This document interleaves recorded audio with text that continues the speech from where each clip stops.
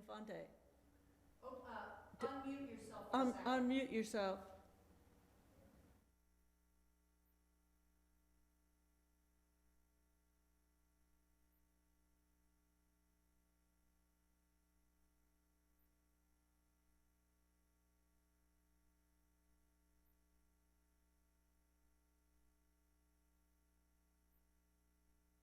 Yeah, I noticed that.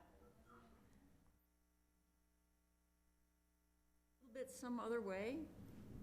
Actually, Can you please It's because the back is.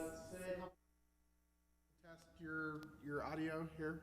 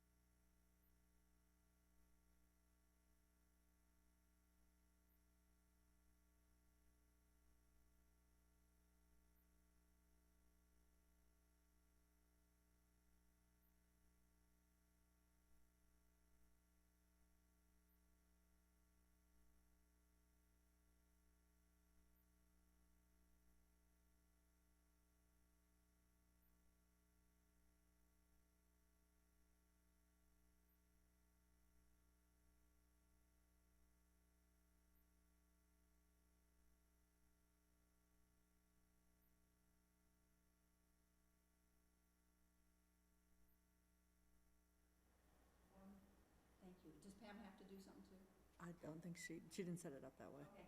All right, are we going? You're live. We are live. Okay. Welcome, everybody, to the April 28th Basalt Town Council meeting. Let's see, we want to always thank Grassroots for taping us live and having our meetings available for folks who miss it. This evening, our videographer is Cesar Aguilar, and am I coming across clear to the other mics, okay? Okay, great. So, Pam, could we get, well, we've called the meeting to order. Pam, could we get a roll call, please? Absolutely. Let's start with Gary Tennenbaum. Here. Thank you, Gary. Bill Infante. Here. Thank you, Bill. Katie Schwer. Here. Thank you, Katie. Auden Schindler. Here. Thank you, Auden. Jennifer Riffle. Present. Thank you, Jennifer. Ryan Flatt. Here. And Jackie Whitsitt. Here, thank you, Pam. Our first item is the consent agenda, and it looks like it's only minutes from the April 14th meeting. Does anybody have questions, or is there a motion? I move that we approve the consent agenda. Second. Okay, first by Auden, second by Katie, and I assume we're gonna do a roll call on everything, is that right, Pam? That's my understanding. Okey-dokey, so, could we commence with that roll call? Absolutely. Let us start with Jennifer Riffle. Yes. Katie Schwer. Yes. Gary Tennenbaum. Yes. Auden Schindler. Yes. Ryan Flatt. Yes. Bill Infante. Yes. And Jackie Whitsitt. Yes, thanks, Pam. Thank you. Our next item is call to the public, where folks who are out there watching us that may have comments about anything that's not on the agenda can bring those items up now. And I'm going to turn this over to Susan to explain how that is done. Okay, there are two ways you can let us know that you would like to speak, either during this period of the agenda, which is the call for comment period, and then we also have two public hearings that are on the agenda later. So you can email planning@basalt.net, or you can text 970-987-7010. Those numbers are also on the agenda, but the text number is 987-7010 with a prefix of 970, and the email's at planning@basalt.net. And please give us your name and your phone number so that we can call you. And we're gonna give a 2-minute time period now because there's a delay with Grassroots.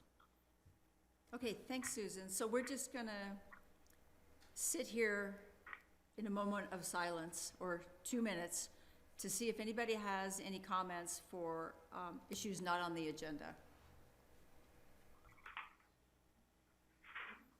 In the meantime, you all sure look good, you people on Hollywood Squares. Have you been practicing your answers? Okay, no.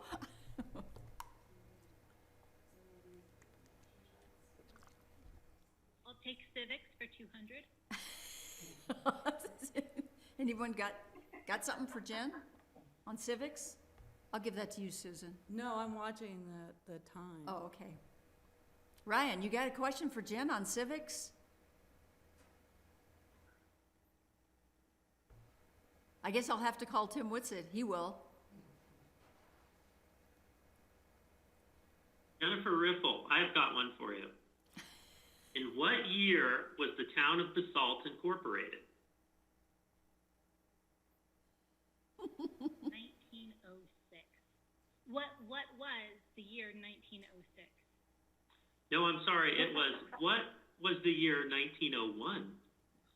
It was 1901. We should all know that, right? It's That's written my on, only civics question for you for today. well, that was, okay, that was harsh. I would have guessed, Great, Ryan, way to pull it out. I would have guessed 2017. Sure you would. We're almost done. We're almost finished waiting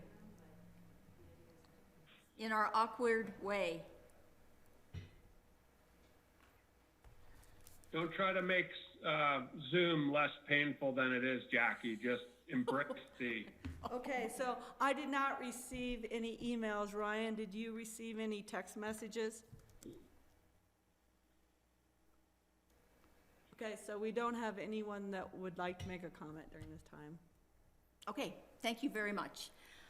I hope that if this goes on forever, people get more comfortable calling in with their comments, because you know we'd have some people in the room tonight about COVID. Okay, the next item is mayor and council reports and comments, and we, just FYI, we do have a part on our agenda which is set out for parting council member comments, so you can't duplicate yourself. Yes, you can. Okay, anybody? Council members? Jennifer, thank you, and then Bill. Thank you. I would like to invite everyone to remember to fill out their census, and is a very painless, fast experience. If you have not received it in the mail, go to census.gov. That's my comment. Thanks, Jennifer. Bill Infante. Hey. One, I went down this morning and met with a fellow named Bill Morris, who heads up Blue Star Recycling, which is going to be opening their e-waste recycling facility in the Willits Bend complex on or around May 1st. They had hoped to have opened April 1st, but that didn't happen as a result of COVID. But beginning on or around May 1st, he will open and will take e-waste, this is phones, computers, televisions, and other, depending upon the value of the commodity within the product. You will either deposit it for free, or as was the case, he explained, with say computer printers or with televisions, there is going to be a small fee. But really great news that we have this incredible facility coming to the Mid-Valley, and in addition to serving kind of an environmental and kind of whatever waste management purpose, they also tend to employ a large number of kids who are on the autism spectrum. So it also provides employment for people who may not otherwise find employment. So all good. Look for Bill and Blue Star sometime later this summer. Tentatively, they are hoping to have a grand opening sometime in late June, early July, but that, of course, is dependent upon a bunch of stuff that goes on with COVID. Bill, could you say again where it's located? Yeah, it is in the Willits Bend complex, which if you're turning off of 82, heading kind of northwest, you will see the yellow and the blue buildings. You drive right between the two of them, and he is in the central warehouse in the back. And so this, Ryan Mahoney, is something that we can talk about. It would be wonderful if we could pass some kind of an ordinance in Basalt, other towns have, mandating the recycling of e-waste. But if we can also coordinate any of our own hazardous waste collection to be coordinated with Blue Star, that would be great. They're not going to take paints and solvents and stuff like that, but they would certainly be a very valuable partner and ally in the collection of e-waste. They are collecting, of course, from Aspen's Parachute, which is also kind of good news for the region. And the more we can bring to this alliance, the lower the per unit cost to truck all of the commodities ultimately down to Denver, where the precious metals get sent to Wisconsin for further processing and refinement, and then non-recyclable plastics ultimately get converted in some other fashion.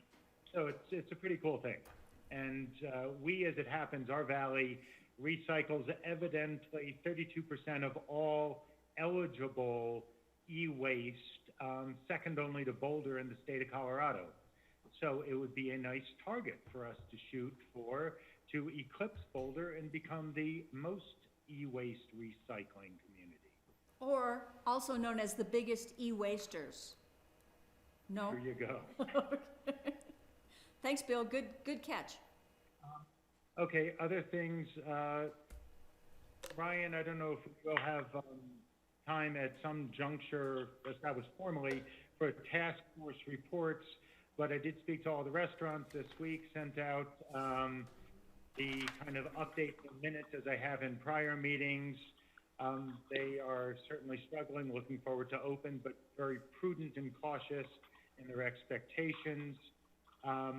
At last week's meeting, Matt Scher joined us and talked a little bit about the Eagle order, which differs from some of the other orders, and recognizing, of course, that it doesn't yet apply to restaurants. They still have to remain closed, except for takeout and delivery. It was nice to welcome Matt. He's joined us a couple times for these meetings. The other thing, in response to the letter that Basalt sent, Dylan Roberts is carrying that message to the insurance commissioners, our state legislature, as well as our federal delegates. He had a conference call with Gardner and Bennett last Friday. I didn't get a readout from him yet on that, but the general prognosis, he and I joined a Washington, D.C. Zoom call last Friday, the gist of which is a federal solution is being petitioned for. To lobby the insurance companies through our state commissioners is probably not going to go too far. Most have basically assessed that there is a constitutional issue as well as a contractual issue that would arise if we mandated the honoring of claims for business interruption through our state commissioners. So this may be the object of another federal transfer in the form of a COVID fund, which is what was currently being proposed. And then the last thing I had, a couple citizens reached out about seeing if we could have a mandatory mask requirement in our town of Basalt, similar to the one that Aspen has. And Lisa Robiano, whom many of you know, certainly gave me her 2 cents and said absolutely positively we should have mandatory masks, and please remind the police that we need to enforce social distancing. This is imperative to flattening the curve and ultimately whatever reducing transmission. So with that, those are my interventions. Thank you, Bill. Other council comments? I just have one. Up until recently, I don't know if it was today or yesterday, City Market has been a somewhat terrifying place to be. I go there, but I have been going to Glenwood or Carbondale. They have not had all their employees masked up. The customers were not masked up. And when I drove by today, they had a manager at the door, and they were letting one person in and one person out, and they were clearly requiring people to mask up. So that makes me feel better about what's on my produce, quite honestly. And I just want to congratulate them for taking that step. A little bit late, but it's awesome. Anybody else? Yes, Jennifer. I have another that I forgot about that is very important, and that is the Crown Mountain Recreation District. Their election for 2 board seats, or is it 3 board seats? Forgive me, I cannot recall how many board seats, but it's 2 seats, and the deadline for submitting to John Erickson a request for ballot to be mailed to you, which you can do in perpetuity forever. Request that is today. You can find the information on the Crown Mountain Park website. do not fear if you do not get to that before midnight tonight. You can vote in person. There will be voting in person on May 5th at the Crown Mountain office. So if you do care to go there in person, please do. Thanks, Jen. I'm glad you remembered that. Gary, did you raise your hand, Gary? I did. I give you a finger. Okay, thank you. The You wouldn't finger be- I gave you. You're not the first one. Yeah. No, I just wanted to give a shout out to Greg. Thank you for responding to my text this weekend about the Yule County changing their public health order on dog parks and trying to figure out the clarity on that, because I've been getting a lot of questions at Albany because it's in Eagle County, and so hence it was all of a sudden dog on leash. Very difficult because, you know, it's hard to keep up with everything, and they changed the public health order. It wasn't clear. Greg looked into it, so thank you, Greg. And right now, our dog off-leash areas are back to off-leash areas. So people are happy. So thanks for getting the signs off. And also thank you for the way you handled the enforcement of all of it. People were appreciative that, you know, it wasn't very heavy-handed. It was just, people were just told why and that they needed to have their dog on a leash. So thanks. Thanks, Gary. Anybody else have a last thought? Ryan Slack, anything? You look pretty chill, Ryan. Yeah, just enjoying this meeting on my deck. One thing I do have to add is Rudeye Reservoir won't be open till June 1st is the earliest date as of right now. So, Good to know. Thank you. that's what I have to add. Okay, super. Okay, I don't see any more hands, so we're gonna go to Manager Ryan Mahoney's comments. Hey. All right, well, it's a little bittersweet tonight being the last meeting with several of you. So just wanted to make sure I said how much I appreciated working with all of you that will be rolling off. You know, it's been coming on 3 years now that I've been here, and, you know, I've really enjoyed working with you, getting to know you, and I think because of the leadership we had on council, we accomplished a great deal. And so thank you. And you always made me feel welcome in the community and as being part of this organization. And I really appreciate that. So thanks. Couple just quick updates is many of you have probably seen, but there is a mountain lion active in the Hill District of East Basalt. Who's taken a couple of deer over the last few days, and just kind of right down here in town, one on Cypress and then one back behind the row of historic commercial buildings. And so we are posting that. You may hear some scuttlebutt about that, but those cats are active and present, and that's just a quick reminder of what we get when we live in the mountains. I don't know if Greg had anything else, any other details you might want to mention on that?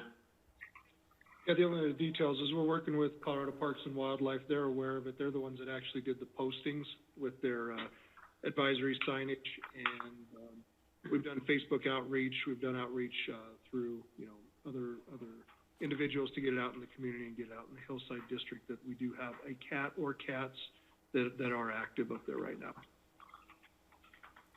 Thank you, Greg. Thank you, Greg. And for those of you that haven't seen, last week on Thursday, I think it was, we did some videos with the new council members. Those were posted on the webpage this morning, as well as the town's Facebook page. So those should be up. We had a couple of questions for them to answer with regard to their campaign, COVID-19 response, as well as looking ahead and what next steps there are for them. So that was a fun opportunity. We were able to enjoy a nice morning in the park while filming that. So thank you to those council members. And, I think just another quick mention, we talked a little bit so far, heard a bit about enforcement of the public health orders.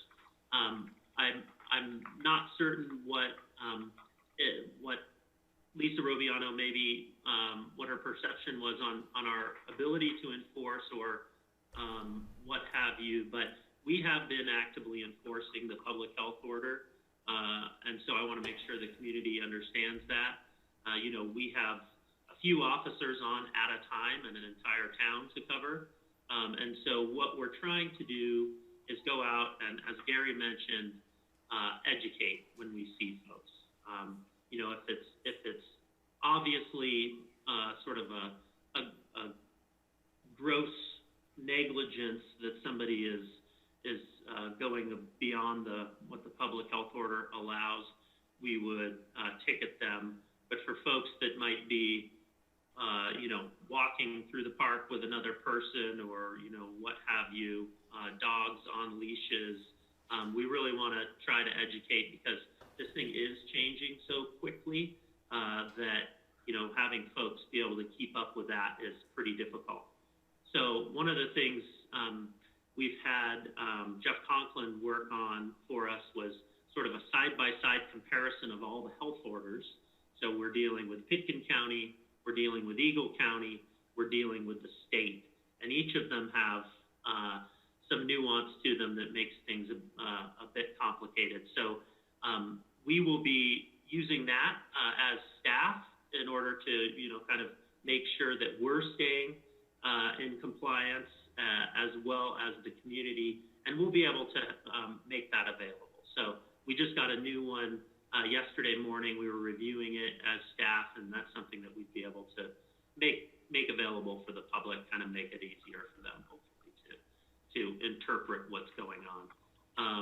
But I think, overall things are progressing. The reopening of some of the businesses in Eagle County, those non-essential businesses, has taken place. I was down in the Willits area today and saw some of those open.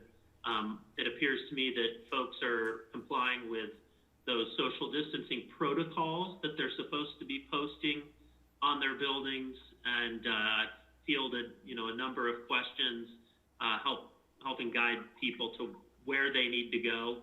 I think Eagle County's done an exceptional job, really kind of making it as easy as possible for people to understand what the rules are and what steps they need to take to become compliant.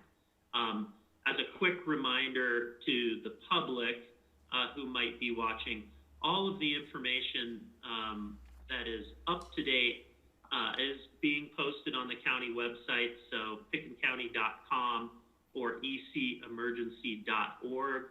I double-checked on those updates today before the meeting, and they really are doing a good job of keeping those updated.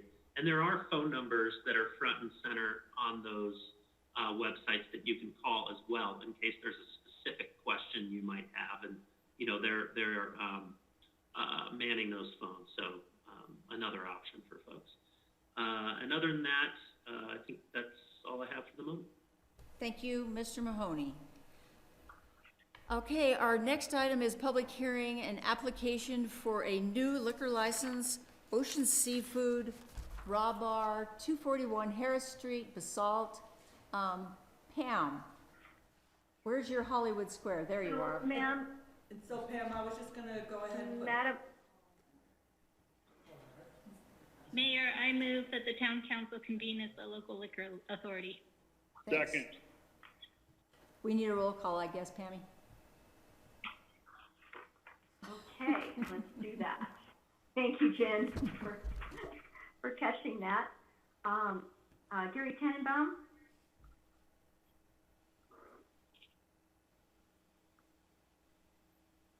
Gary? You're on mute.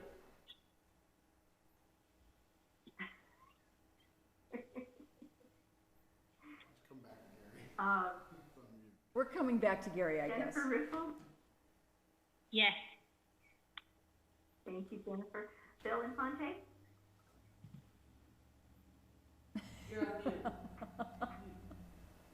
Also a yes. Thank you, Bill. Katie Schwer? Yes. Thank you, Katie. Auden Chandler? Yeah. Thank you, Auden. Ryan Flack? Yes. Thank you, Ryan. And Jackie Whitsitt. Yes. We are convened as the Liquor Authority. Okay, our audiographer asked if Pam would mute after the roll call and then unmute again for the next roll call. Thank you. Okay, so, this is a public hearing. And Pam has this one. Okay. So we are looking at an applicant that wishes to put in a liquor license in the Old Smoke location. This will be for Ocean 2411 LLC. The business name will be Ocean Seafood and Raw Bar, located at 241 Harris Street. The property has been posted and published for a public hearing this evening. The new application is being submitted by Mario Hernandez, the owner-manager of the LLC. Comments by investigating agencies. We have comments from the planning department concerning outdoor amplified music. It's not been requested, but if it is desired, it would require the approval of the planning director. There was no need for a building department inspection. There were no structural changes. The police chief ran a local check on Mr. Hernandez and found no criminal violations that would preclude the applicant from obtaining a liquor license.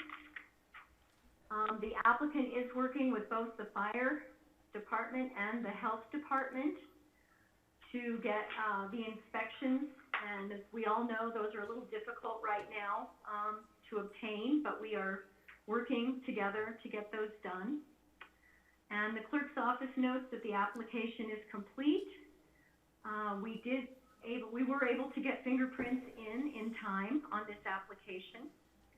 The applicant has submitted a petition with 51 signatures in favor of having a liquor license at this location. And if approved, we would ask that the applicant obtain a state liquor and beer code and also get themselves and their staff trained on the responsible serving of alcohol or similar training program within 6 months. The staff findings or the Liquor Licensing Authority findings are stated in the staff memo. No prior licenses have been denied at this location. The applicant has possession of the property for the term of the liquor license. There are no municipal zoning laws prohibiting the sale of alcohol at this location. The building is not located within 500 feet of any public or parochial school or any college, university, or seminary. The applicant appears to be of good moral character, as evidenced by the background check. And if after the public hearing, or if they would like to open it to comments from the applicant, the staff did make a recommendation on the last page for a motion. And Pam, I haven't put the applicant on the phone yet, so if we could just pause for a second so I could do that. And Okay. I am going to recuse myself as I have an employment relationship, not with the applicant, but with a representative of an applicant.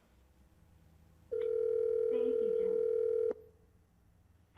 Ken Ransford.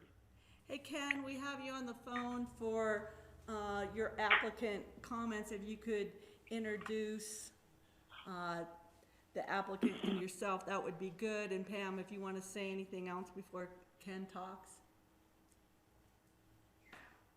Ken, did you hear the opening of that? Yes, I did. Okay. Okay. So if you have anything to add to that, please do. Okay, so this is Ken Ransford. I'm an attorney in Basalt, and I'm representing Mario Hernandez, who is with Ocean 2411 LLC, and they're applying for a liquor license to open up a restaurant in Willits. And with me is Mario and his wife, Vanessa. And so we're ready to answer any questions you have, and we hope for a quick and speedy resolution to this.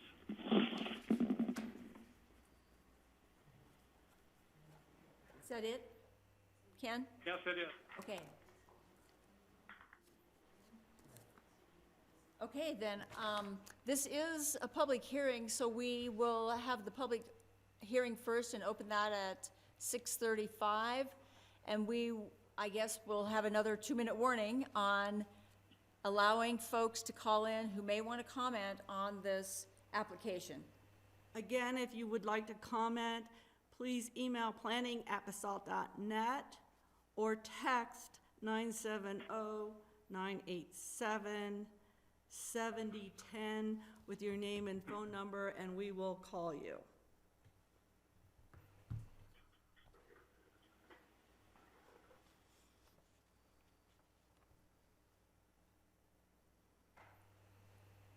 Hey, Jen, are you there?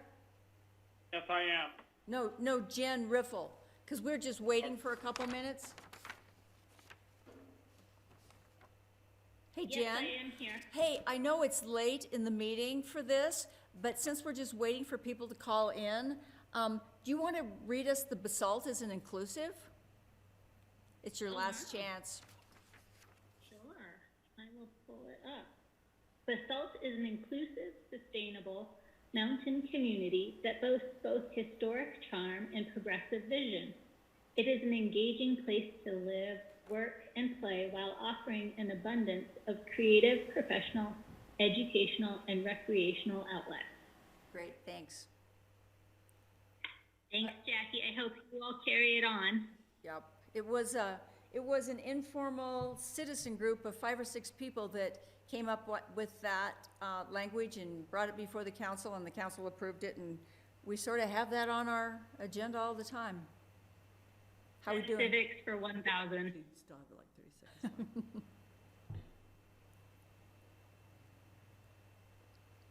Did you say we're good? No. No. Yeah. Okay. It's like holding a plank, Jackie. It's painful. I know, it's like waiting for water to boil.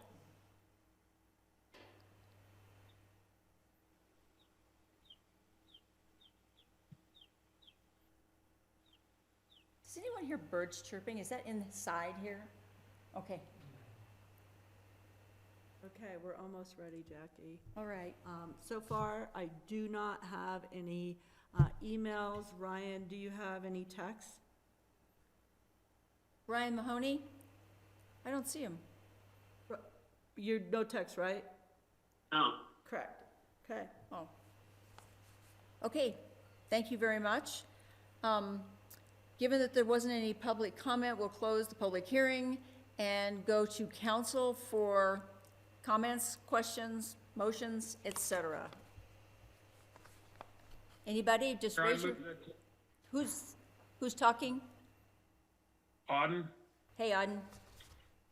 I move the town council grant a new hotel and restaurant liquor license to Ocean Seafood and Raw Bar located at 241 Harris Street, Basalt, contingent on the applicant meeting the conditions as stated in the staff recommendation section of the memo dated April 28th, 2020. Thanks, Auden. Second. Thank you, Ryan Slack. So we have a first and a second. The only comment I have is I'm thrilled that somebody is moving into that space. It has just been a strange, empty spot there for a little bit longer than I wished, and so I wish these guys the best of luck. And I guess we need a roll call, Pam? We have a motion and a second. Absolutely. Let's start with Bill Infante. Yes, I approve. Thank you. Katie Schwer. Yes. Thank you, Kate. Jennifer Riffle. Oh, I'm sorry, you're abstaining. That's right, you're recusing. Sorry. Gary Tennenbaum. Yes. Thank you, Gary. Auden Schindler. Yes. Thank you, Auden. Jackie Whitsitt. Yes. Susan Ryan has, Flatt. I'm sorry. Yes. Thank you. Motion carried. Thanks, Pam. What do we have here, Susan? Oh, I would Thank just you. like to, place the call to our next applicant before we read the title. So we Oh. can get them on the phone. Great, So thank you. Let me try that. So Susan is going ahead to place a call for the next applicant. Picking up, I think.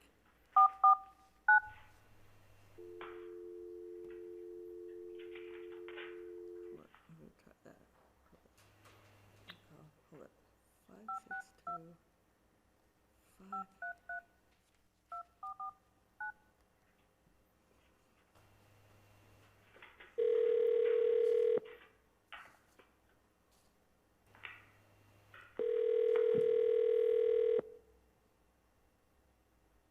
Hello? Hi, Renee. This is Susan Phelp, and you're in the public hearing, and Jackie's just getting ready to read the title of your public hearing item. Hey, Renee, how's it Okay. going?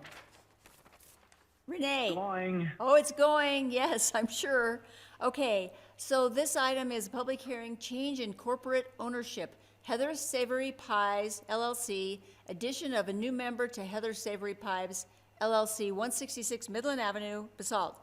Pam, can you help us? Okay, thank you. Hi, Renee. Pam said hi, Renee. Yeah. So this is basically a housekeeping item on the end of Heather's Savory Pies LLC. They are adjusting their ownership to add Renee as one of the managing members, owners of it. And again, we have gone through a fingerprint check and background check, and we didn't find any records or incidents that would preclude Mr. Lujan from possessing a liquor license. Staff would offer the opportunity for the applicant to speak and then ask that the council open the public hearing. And if there are no objections, staff would recommend the local licensing authority authorize the town clerk to sign and send the report to the state of Colorado making this amendment. Okay, thanks, Pam. Renee, do you have anything to say? No, just approve it, please. Okay. Whatever you say. All right, so Renee says approve this, so I guess we need to, did we do the public hearing on this one? You have to do it. Okay, this is also a public hearing, even though it's somewhat of a housekeeping item. So we're gonna open the public hearing at 6:42, and I guess we start the 2-minute countdown. Auden, it's your turn to entertain us for 2 minutes. As I've said, you can't make these meetings less painful. Okay, I have something. I'm not gonna, I have something for you. Talk to us just for a second about the food bank that the SKICO is operating at the middle school. well, that is available to anyone on Thursday, starting at noon. The food comes from Food Bank of the Rockies and Lift Up, and then SKICO's events team is distributing it. So the more we can get the word out, the better. It's pretty amazing just to watch it too. I think last week there were 320 families served. And it's been going on now, I think, for 6 weeks, Wow. 5 weeks. Well, I just want to thank, I know it's not Auden, but the SKICO, because this is a huge job, and it's happening in most of the towns in the valley, and is, like, they're all overwhelmed. They're all overwhelmed. It's just, I don't know what these people would do without it, so. But they were also, we're gonna add Wednesday, an opportunity to do it also on Wednesday, and I'm not sure if that's gonna start tomorrow or the following Wednesday. Is that still at school? Yes. Okay. Is it still? Wednesday is a food donation day. Oh, okay, Oh. thanks, Greg. Thanks, Greg. It'll be on Thursdays. The donations is on Wednesday afternoons. Okay, great. Thanks, Greg, for the clarification. How's our 2 minutes? just wrapping up, so. Let me check my emails. I have no emails. Ryan, do you have, any text? Okay, so it looks like Did he we're say good. no? Yeah.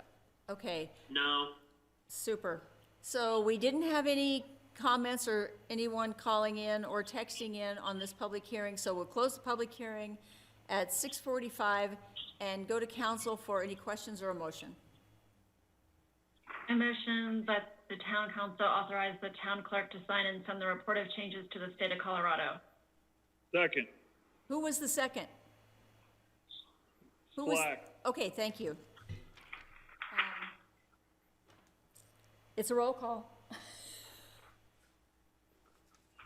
Okay, roll call. Let's start with Jennifer Ripple, please. Yes. Thank you, Ken. Jackie Whitsitt?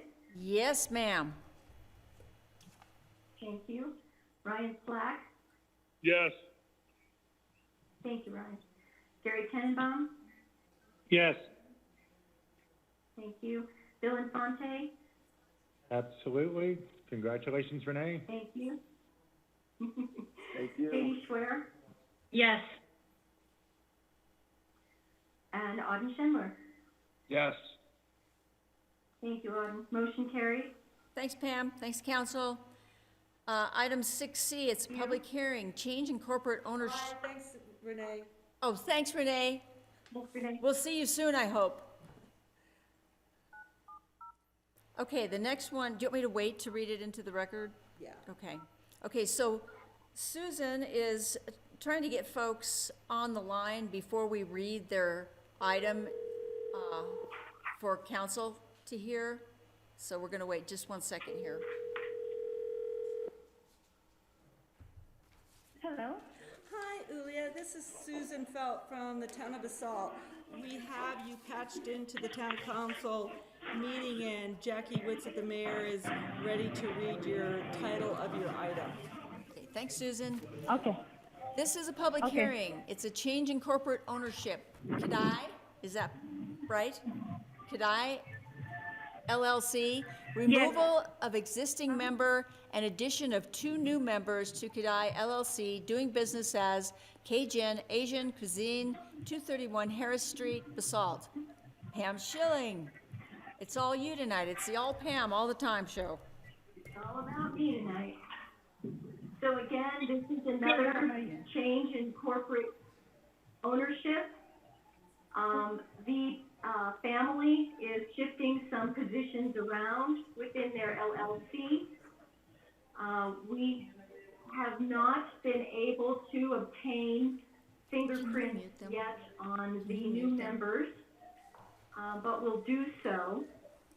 And want to note for the record that if there are any issues, we will bring them back to the local licensing authority. We don't anticipate any problems or issues. And again, this evening, staff would recommend the local licensing authority grant the applicant an opportunity to speak at the public hearing, take any comments, and if there are no objections, staff would recommend that the local licensing authority authorize the town clerk to sign and send the report to the state of Colorado. Okay, thanks, Pamela. Okay, does the applicant have anything to add? Yulia, do you have anything to say? Okay. No. Thank you for joining us. All right, thank you very much. Okay, the applicant doesn't have anything to say, so this again is a public hearing. We'll open the public hearing at 6:50-ish and start the 2 minutes.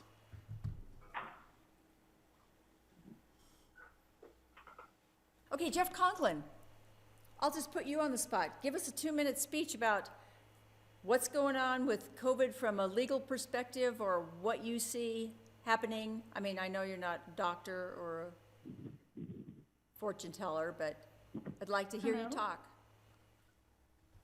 Yulia, just hang with us for a couple of minutes while we wait to see if any public call in to speak. Okay, Thanks, Pam. Sure, as you all know, the public health orders have changed quite a bit. Yesterday, the CETA chief released his two orders, all 32 or 4 pages of it that contain a lot of detail. As Ryan mentioned, we've attempted to create a table laid side by side, the Pickens County order, the Eagle County order, and the state's order, so you can compare them for each category of use and restriction. And they've updated that based on the new state and Eagle County order. We'll see how everything moves forward, how Pickens County decides to make any additional changes to its order. I think we'll know more on Thursday there. And it's nice to see some businesses being able to safely reopen. And you know, any other updates come along, that table that we prepared will continue to be stated, noting the effective date, all the orders that it does incorporate. So hopefully that'll be a good resource for town staff and for the public. Thanks, Jeff. I have talked a little bit too, because I'm on raft board with everybody else, and I've talked a little bit with the mayor from Glenwood Springs, and they have passed their own ordinance requiring masks to happen everywhere. And I'm just wondering, I don't know how long this is going to go on, but it looked like this weekend that everybody decided that this was over. They're just like out there everywhere. And I know that in Glenwood, they are asking people at the doors of retail shops, and they're really like getting on the, well, I guess they have stopped construction. They're not even doing public construction in Glenwood Springs. But just your thought about if Basalt has the ability, should it become necessary in the eyes of the upcoming council to put a little bit more encouragement into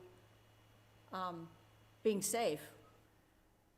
So sure, the town does have the ability to adopt restrictions that are, or public health orders that are more restrictive than the county's orders, including a requirement to wear face masks.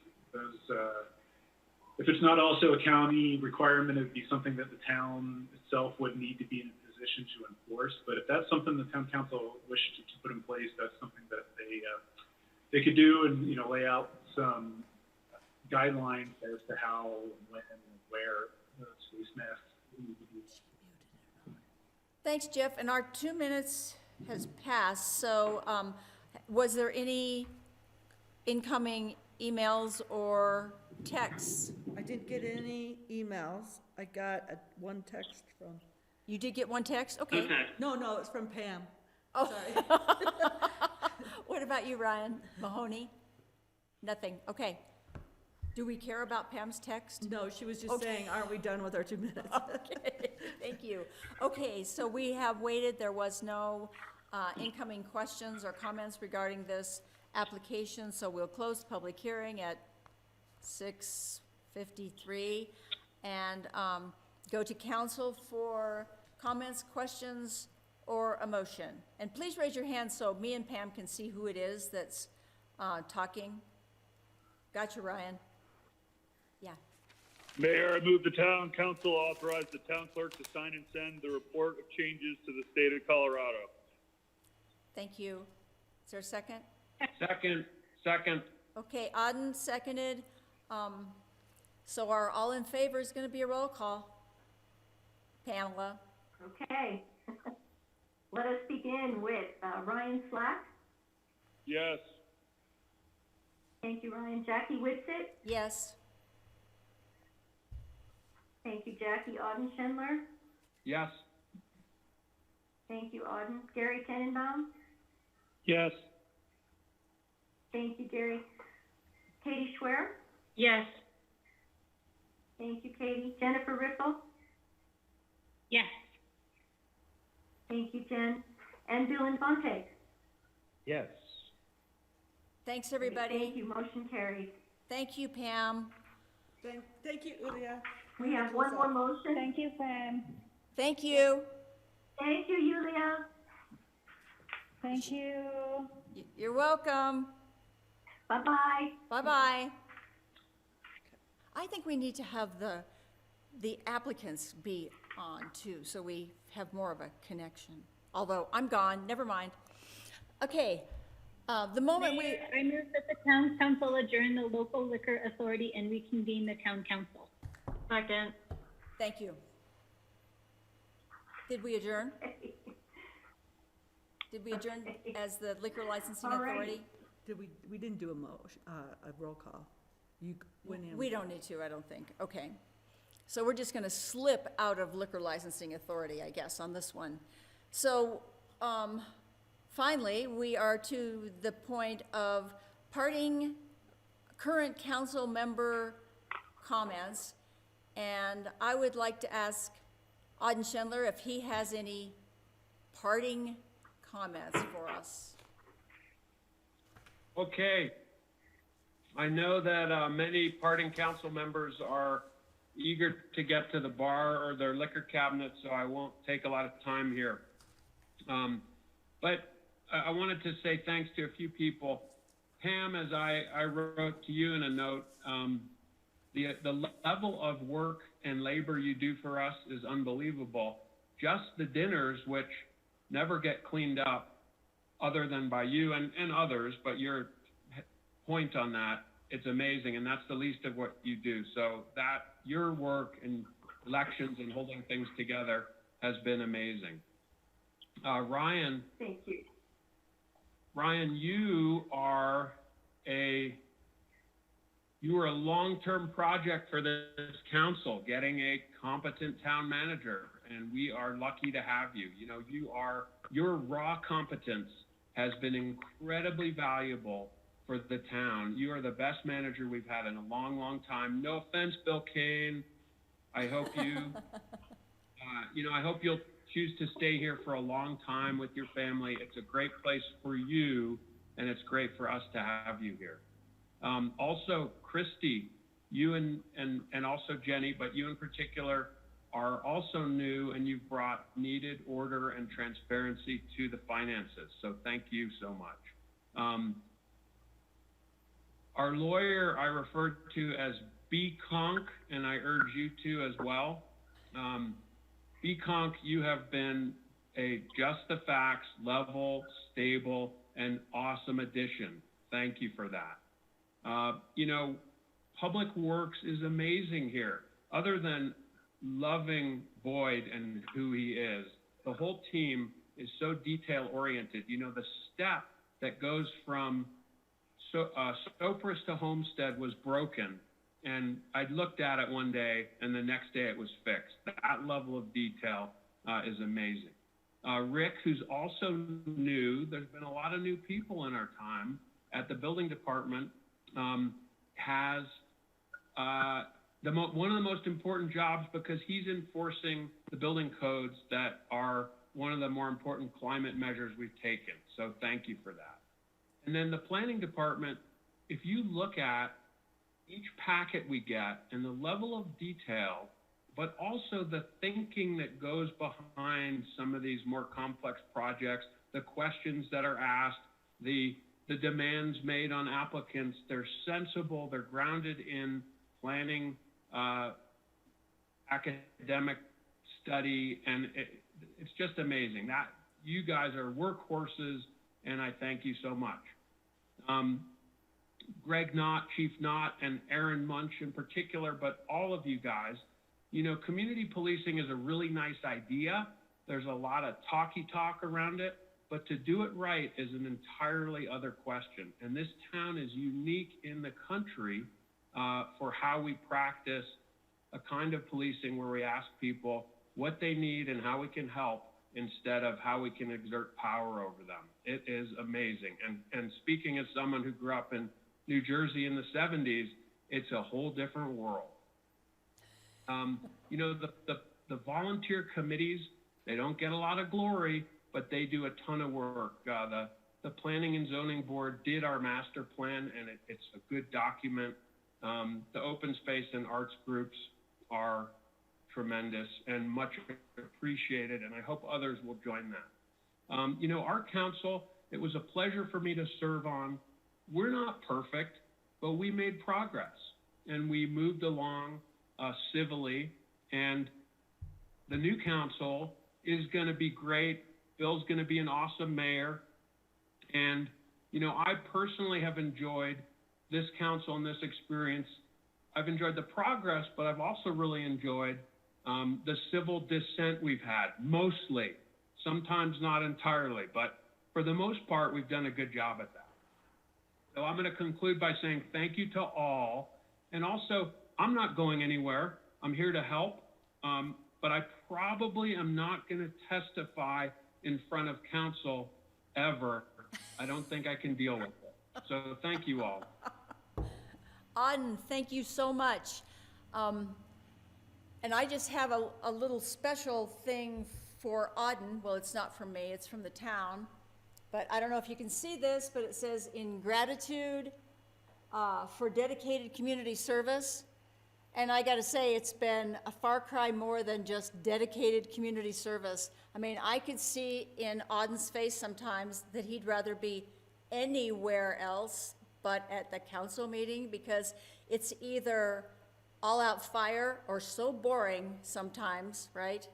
But Auden has been a great anchor for me. We are kind of a little bit polar opposites. And you know what? Don't be afraid of your polar opposite. They are the best thing in the world to bring your council down the road. Don't be afraid. Talk to them.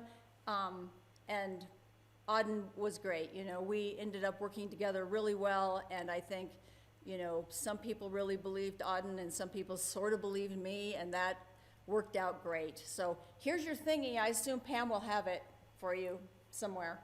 Thank you. Thank you for the virtual award, and thank you as well, Jackie. Okay, can I ask Jennifer Riffle if she has any parting comments? Sure. So a lot of people ask, how was it serving on council? And my response is life-changing. It has been a very positive experience, and serving your community is one of the best and most heartfelt and selfless acts that we can do. I'm grateful for the opportunity, and I'm grateful and honored to be involved in this town. With that, I have shared that with so many fantastic individuals. My fellow councillors that I served with, I thank you each individually. I also want to thank the councillors and the mayors and the staff that came before, recognizing that this is a long continuum since 1901, that we will continue to pass the torch.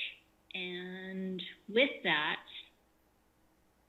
the accomplishment that I am most proud of in the last 4 years is the fantastic staff that the town, I think every single one of us that is departing is going to say the same exact thing, because it is just the bedrock of the town is the staff, and the staff that we attracted and are retaining, that is going to carry us forward through anything and everything. And we have sure tested lots of surprise situations.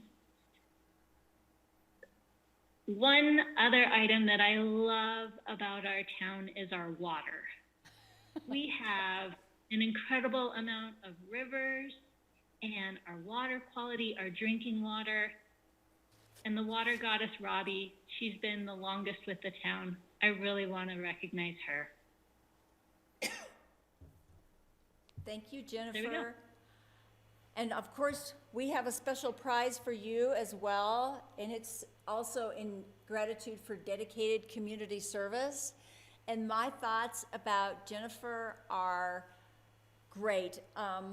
Jennifer does all the things that I hate. She digs really, really deep into especially the numbers and the facts and the figures and what happened when. And you've got to have people on your team who go to those links, and we wouldn't have been the same without Jen. She's awesome. And we had a great time campaigning together, and it was really fun. It was really fun. Thanks, Jen. Okay. Katie Schwer, do you have anything for us?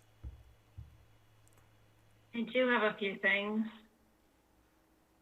Just like Jen and Auden have just outlined, I really want to thank our amazing staff. I truly believe you're just an exceptional group of people. And you, every 2 years, are these most amazingly patient teachers for a new crop of people that come in with very little understanding of what our local government can and cannot do and the process. And it can be pretty overwhelming, but you're always patient and you're always available. And not only in the very beginning, but all 4 years. So I want to thank you for that. And I want to acknowledge that not only are you knowledgeable and committed to our town, but another thing that makes you an outstanding group of people is your kindness and, again, your patience. You're kind and patient with council. When we ask endless questions, and sometimes they're quite redundant or quite obvious, and you just remain kind and patient with us and with our citizens. And you impress me on a daily basis with just being level-headed, patient, and kind. So thank you so much for that. And I want you to know that I have complete trust in all of you, and I always have, but especially as we enter into this new unknown world, I think that the town is so lucky to have all of you at the head of this and leading the charge as we move into an unknown world. So thank you so much for being so knowledgeable, so professional, and sharing your expertise with our community. So thank you all for that. I wanted to give a few shout outs to I think there's 4 of you that are still on council now that started with me in the beginning.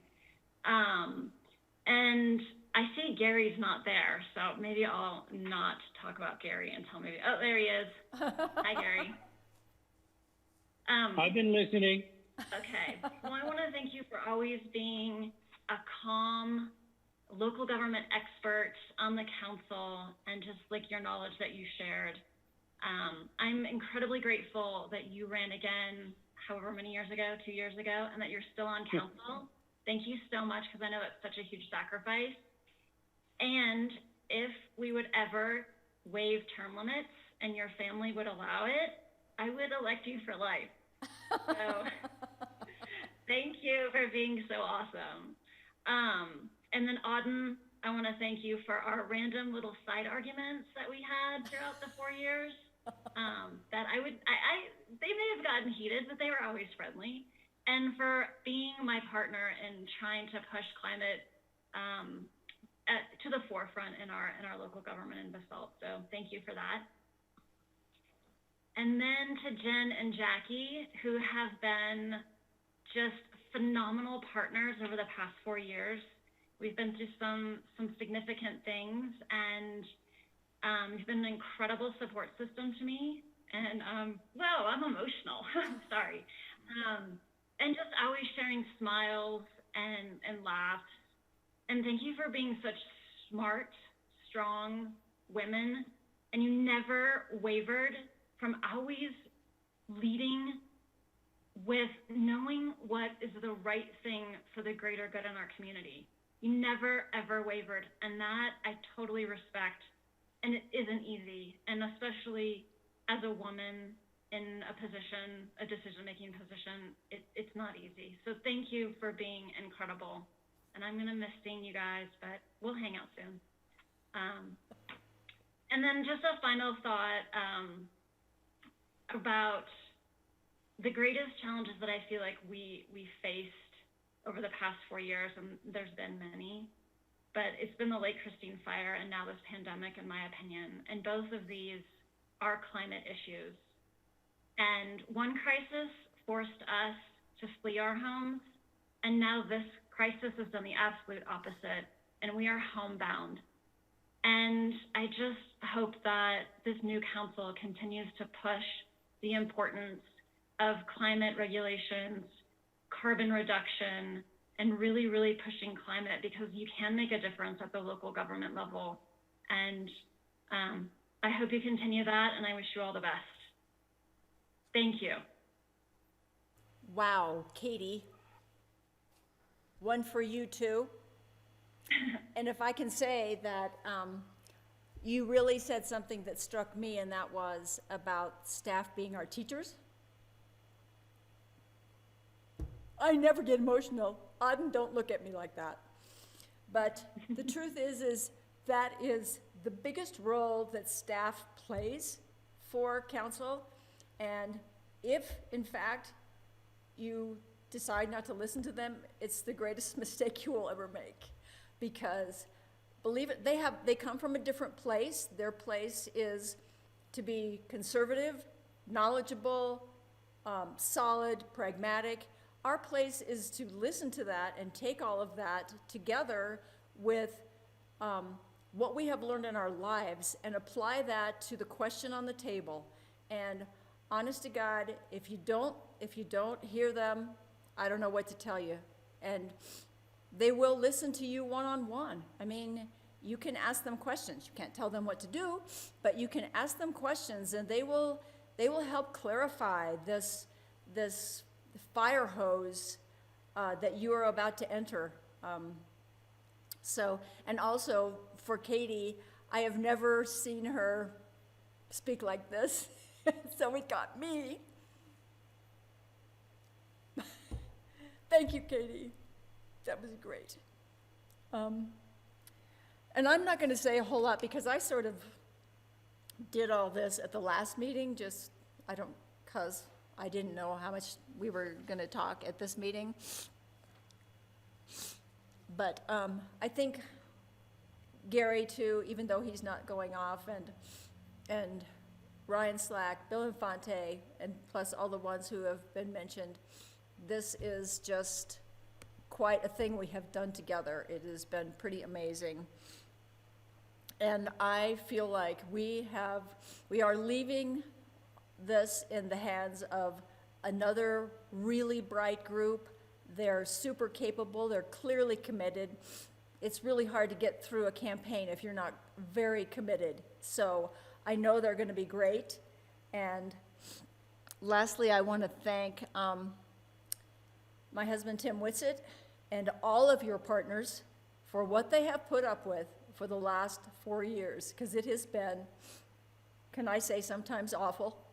And Tim Whitsett, I know you're not watching this, because this would not be something you would do, but I just want to say, talk about patience and understanding and support for all this time has been unbelievable. So warn your partners of what is to come, because it's up and down, and you are heading into, I think, the scariest time I've ever seen in my life. And I'm glad that we're leaving it in the hands of awesome staff, awesome council, and a very strong community who is going to back you up in whatever you decide. So, having said all that, I think it's time for what we've really all been waiting for, and that is oaths of office, and I can't wait to see how they do that. Thank you, everybody. Thank you. Is that Pam? Hey. So we thought we would go ahead and give the new mayor his oath of office this evening first. And so, Bill, if you are unmuted and I can have you raise your right hand, please. I got a car running here outside the driveway. It's not too late, is it? Totally up to you. A few seconds. And if you would repeat after me, please. I state your name. I, Bill Kane,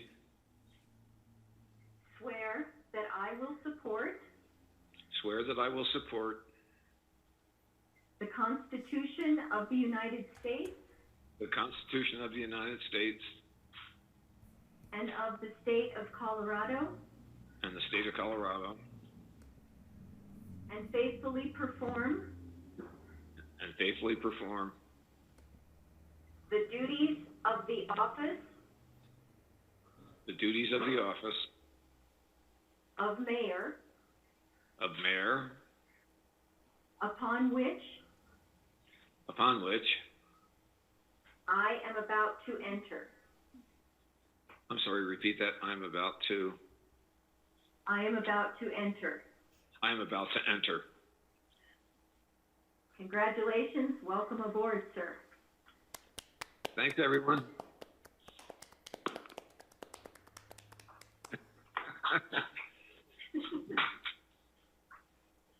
Okay, next, I would like our 3 new council members, our council-elect, Mr. Drummond, Mr. Knight, and Ms. Huddle. Please raise your right hand. And repeat after me. I, and state your name. I, Elise Huddle. I, David Knight. Swear that I will support. Swear that I will support. The Constitution of the United States. The Constitution of the United States. Constitution of the United States. And of the State of Colorado. And of the State of Colorado.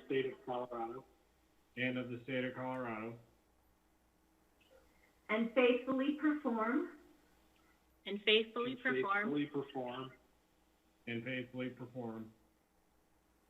The duties of the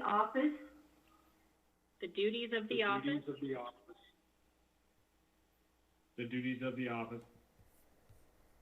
Of town council.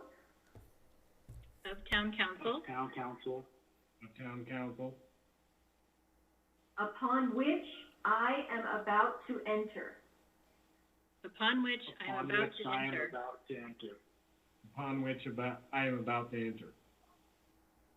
Congratulations. Welcome aboard. My computer ran out of gas.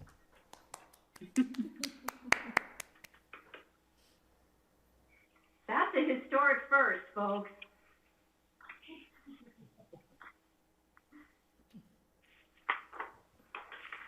Well, I think maybe if we may just say one word or two to departing councilors. One, we follow in your footsteps. We take over where you left off.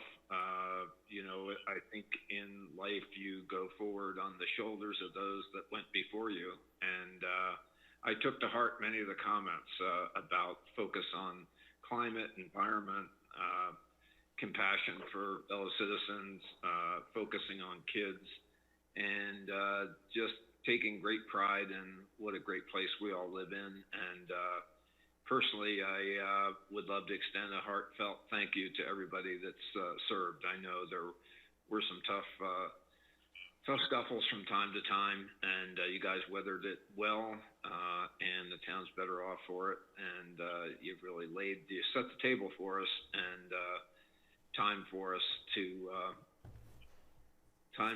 go. So go forward. And I just love this line. There's a little sign on the first tee at St. Andrews, and it was from Robert the Bruce, I think, in 800 years ago. And it simply said, "We have brought you to the fair, now you must dance." So it's our turn to dance. We thank everybody that did such a great job for the town over years. Thank you, guys. Bill Kane, I want to thank you and just let you know I didn't get mad and leave. My computer ran out of gas.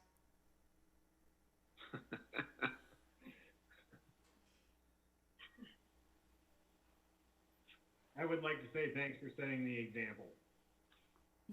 You guys.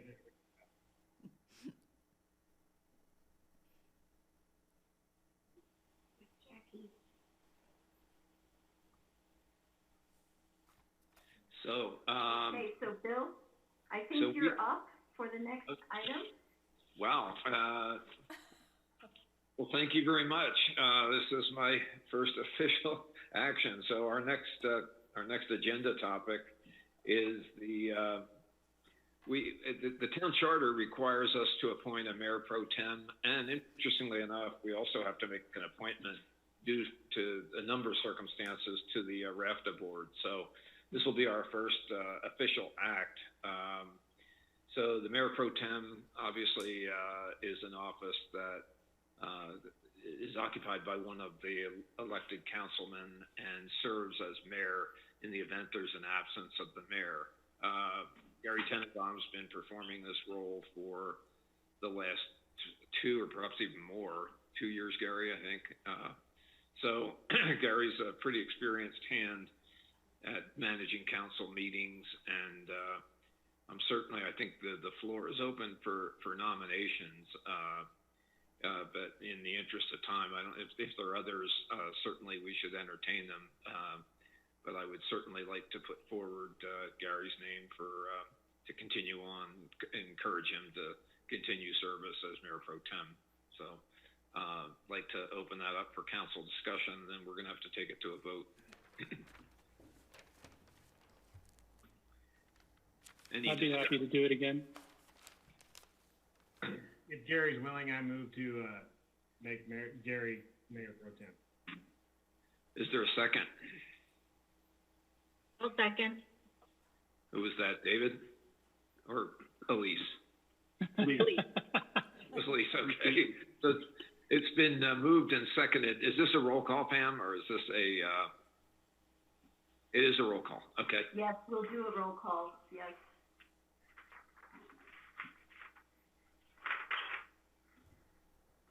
Okay. Oh, I've got to put new people in here now.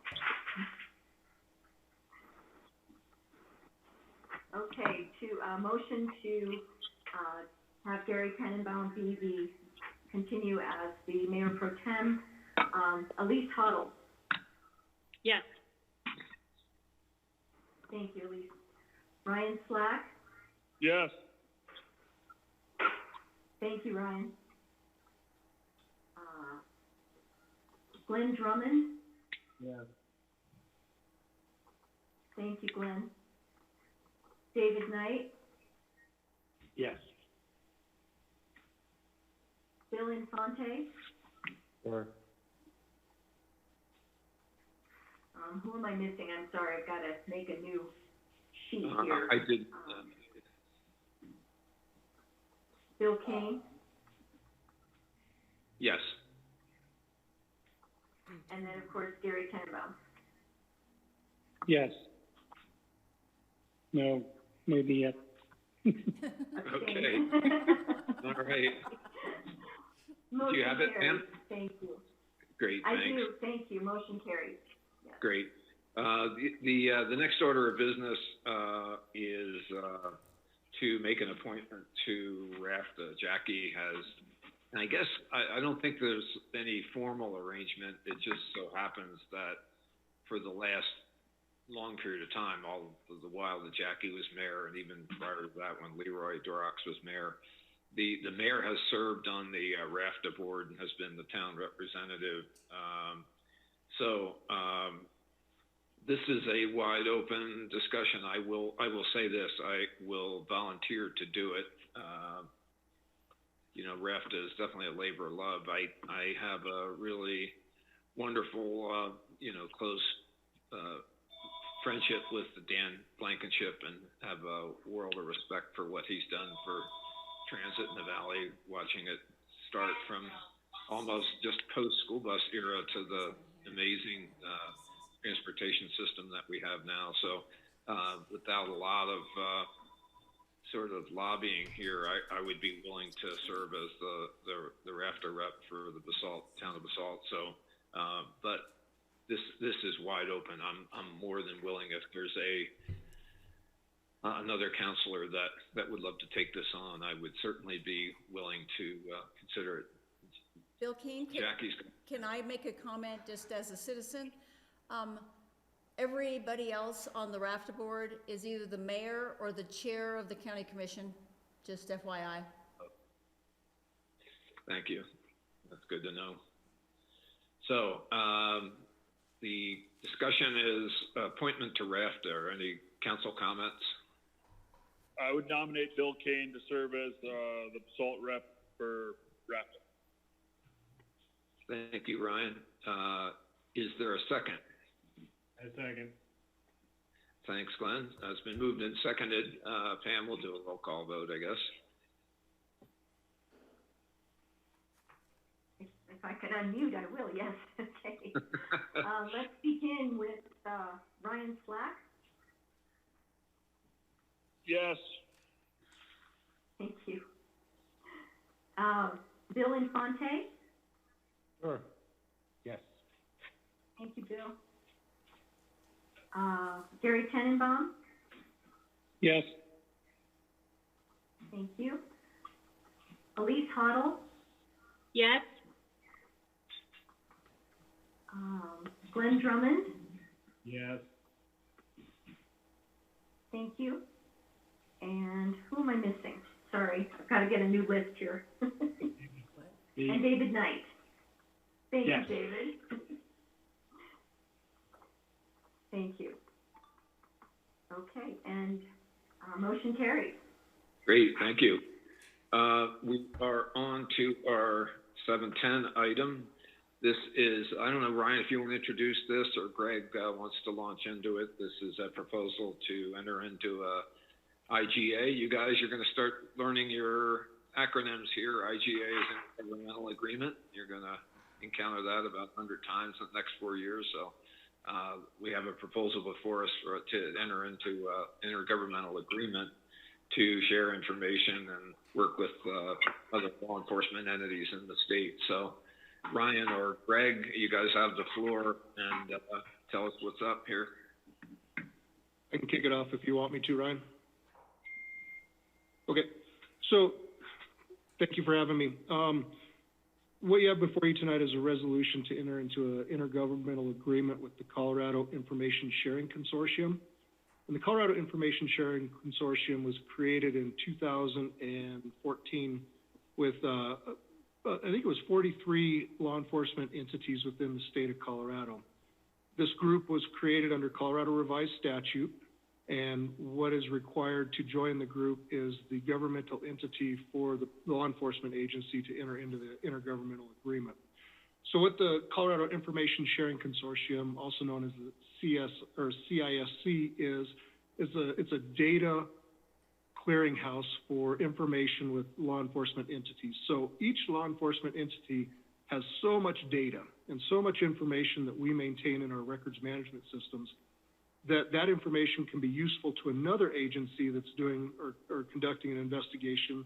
And let's just say, I'll use myself as an example. If an agency was looking for other government or law enforcement contacts with Greg Knott, if they were members of the CISC, they could go into the database and see what other agencies have contacts with me, information on me. And it streamlines investigation processes.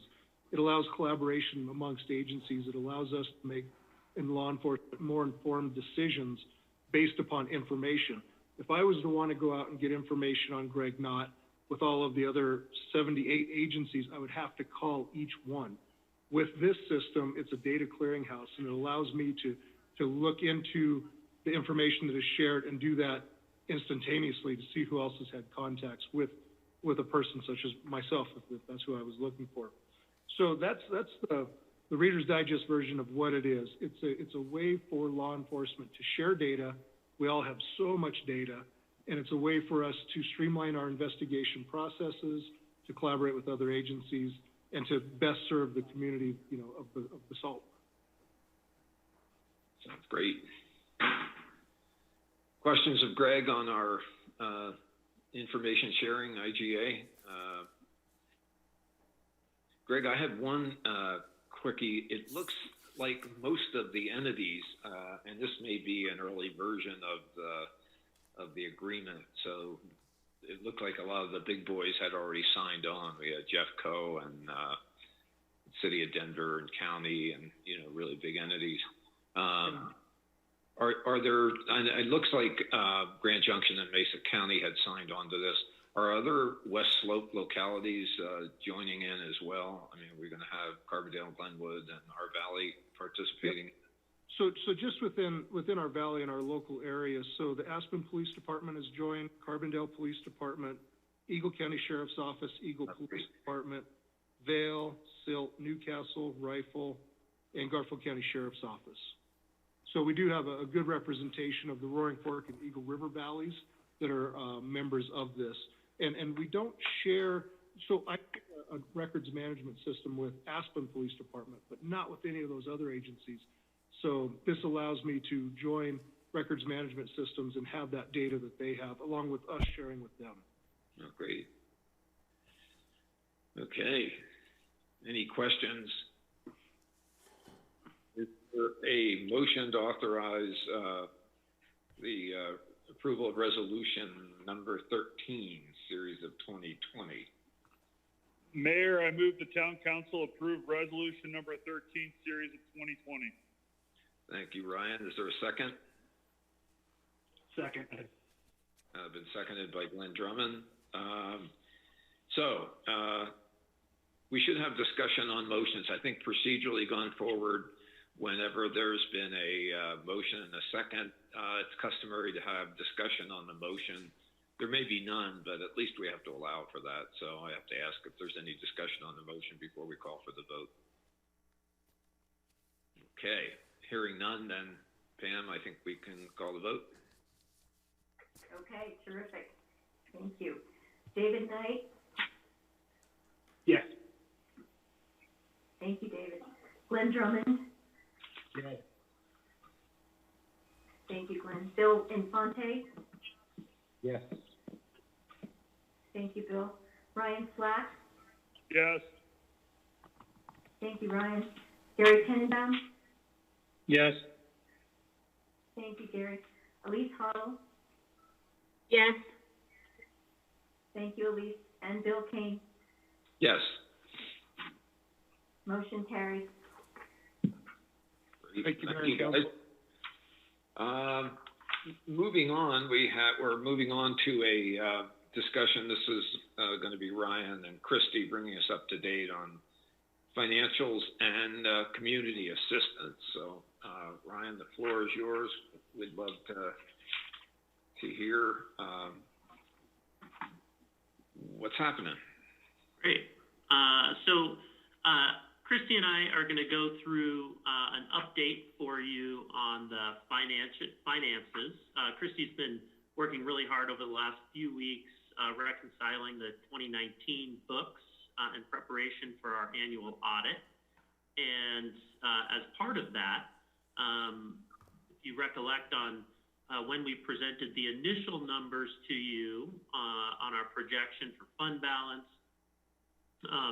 it was not as favorable as what you're going to hear tonight. And so as we learn more about our finances now and then moving into the future, staff did want to make a recommendation to council. And this is something that, you know, we're looking for your support on, but I will say it doesn't require a budget amendment. We already have this money budgeted within the budget, but it would just be kind of diverting it into these different funds, and something that we feel like we would be able to handle within this budget year, and not something that would have to get cut. So along those lines, before we get into the detail, basically what staff is proposing is that we do two $10,000 donations out of the general fund now. So that first donation would be to the Food Bank of the Rockies. You heard Auden talk a little bit earlier about the food drive, and essentially this $10,000 would provide 40,000 meals to the community.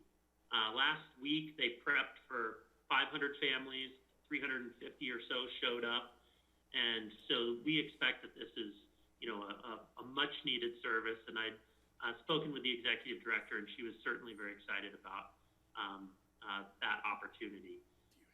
The second would be a second $10,000 donation to the COVID-19 Regional Response Fund with the Aspen Community Foundation. And they are sort of the clearinghouse for donations and are able to provide food assistance, rent assistance, and utilities, you name it, for those that qualify that are currently out of work. And so this is a great way for us to support the community. We can also, as a caveat to this donation, ask that it be given to the local community, essentially, so that it does support folks basically from the Mid-Valley. And there's a group not only on the Aspen Community Foundation board, but in a discussion earlier today, Bill Kane indicated that if we were so inclined, the Basalt gives folks who are re-upping their desire to create a fund locally. They have some local representation that would basically help be part of that decision making. And I can let Bill jump in on that as soon as I'm done here. But the third donation would go to the Hope Center. And so the Hope Center has been a great partner of the town for mental health services to us. And so I've been speaking with the executive director there, Michelle Muthing, and we would propose a $50,000 donation that would go toward, mental health services. They're definitely getting a lot of demand, and so she has several counselors that are currently, helping out there. This would help, weather the storm, getting through the summertime. As kids are out of school and families, there's not as much contact with those school counselors as you might have in the course of a day, and so this can really help with the entire community, families, individuals, and I think one of the things that they're seeing an uptick in is folks that are out of work and just stressed about the circumstance and really needing somebody to talk to. So this would offer not just one session, but a number of sessions for people because being able to return and have those ongoing conversations has been identified as just, a really important item. So the source of this money would come from cigarette tax. And we have started recollecting that, but the fund balance that we had in there, this would more than cover it. And finally, what I would say is, this is a start for us. We, as I outlined at the last council meeting, are at the beginning of a marathon, and we know that this is going to be ongoing. It's changing. I heard the governor say last week, and we'll see what comes of it, that schools need to start preparing for being out of school until January. If that were to happen, you can imagine the stresses that puts on families and businesses, et cetera. I think that was just a preparation, not a mandate. But as I hear things like that, I can't help but think what long-term effects that would have, and probably change our assumptions on revenues. So, we want to be conservative, again, with our approach, but I think that in kicking off our discussions with local businesses that the council is going to take part in, as well, just sort of understanding those needs, we'll come back with support for marketing, those events money that I talked about. We've already started brainstorming with the likes of Ryan Honey from Takaw. I think having Art Base in there and the Chamber of Commerce, I think we'll really be able to deploy that money to be able to help our businesses moving forward. And then if there are other small grants that we can offer, I think as we learn more and then learn more about our finances, the revenue model that Christy created is going to be updated monthly, then we'll just be better informed. So I'll stop there before we get into the detail of the financials, but Bill, I don't know if you had something to say about the Basalt gives, just to back what I was trying to say. Yeah, sure. I think the circumstances that Basalt gives, it's obviously local, startup, philanthropic effort to get funds focused to the Basalt and Mid-Valley area.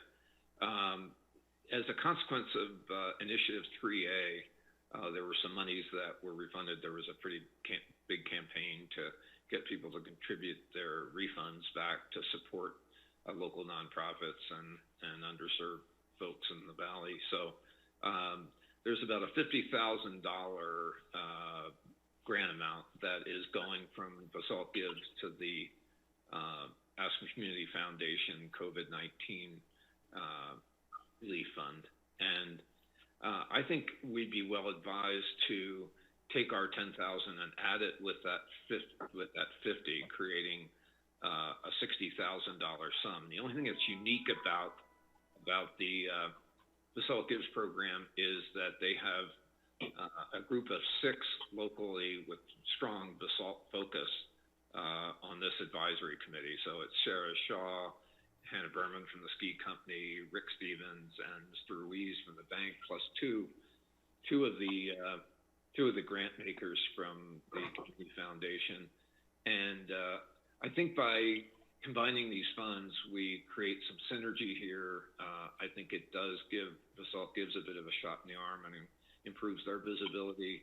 And I think by merging these funds, it gives them the flexibility to look at more programs. And I think it's just a nice way to leverage our dollars into a larger sort of community voluntary effort. So I would suggest that we make that grant to the Aspen Community Foundation, subject to the condition that it be merged with the Basalt Gives $50,000.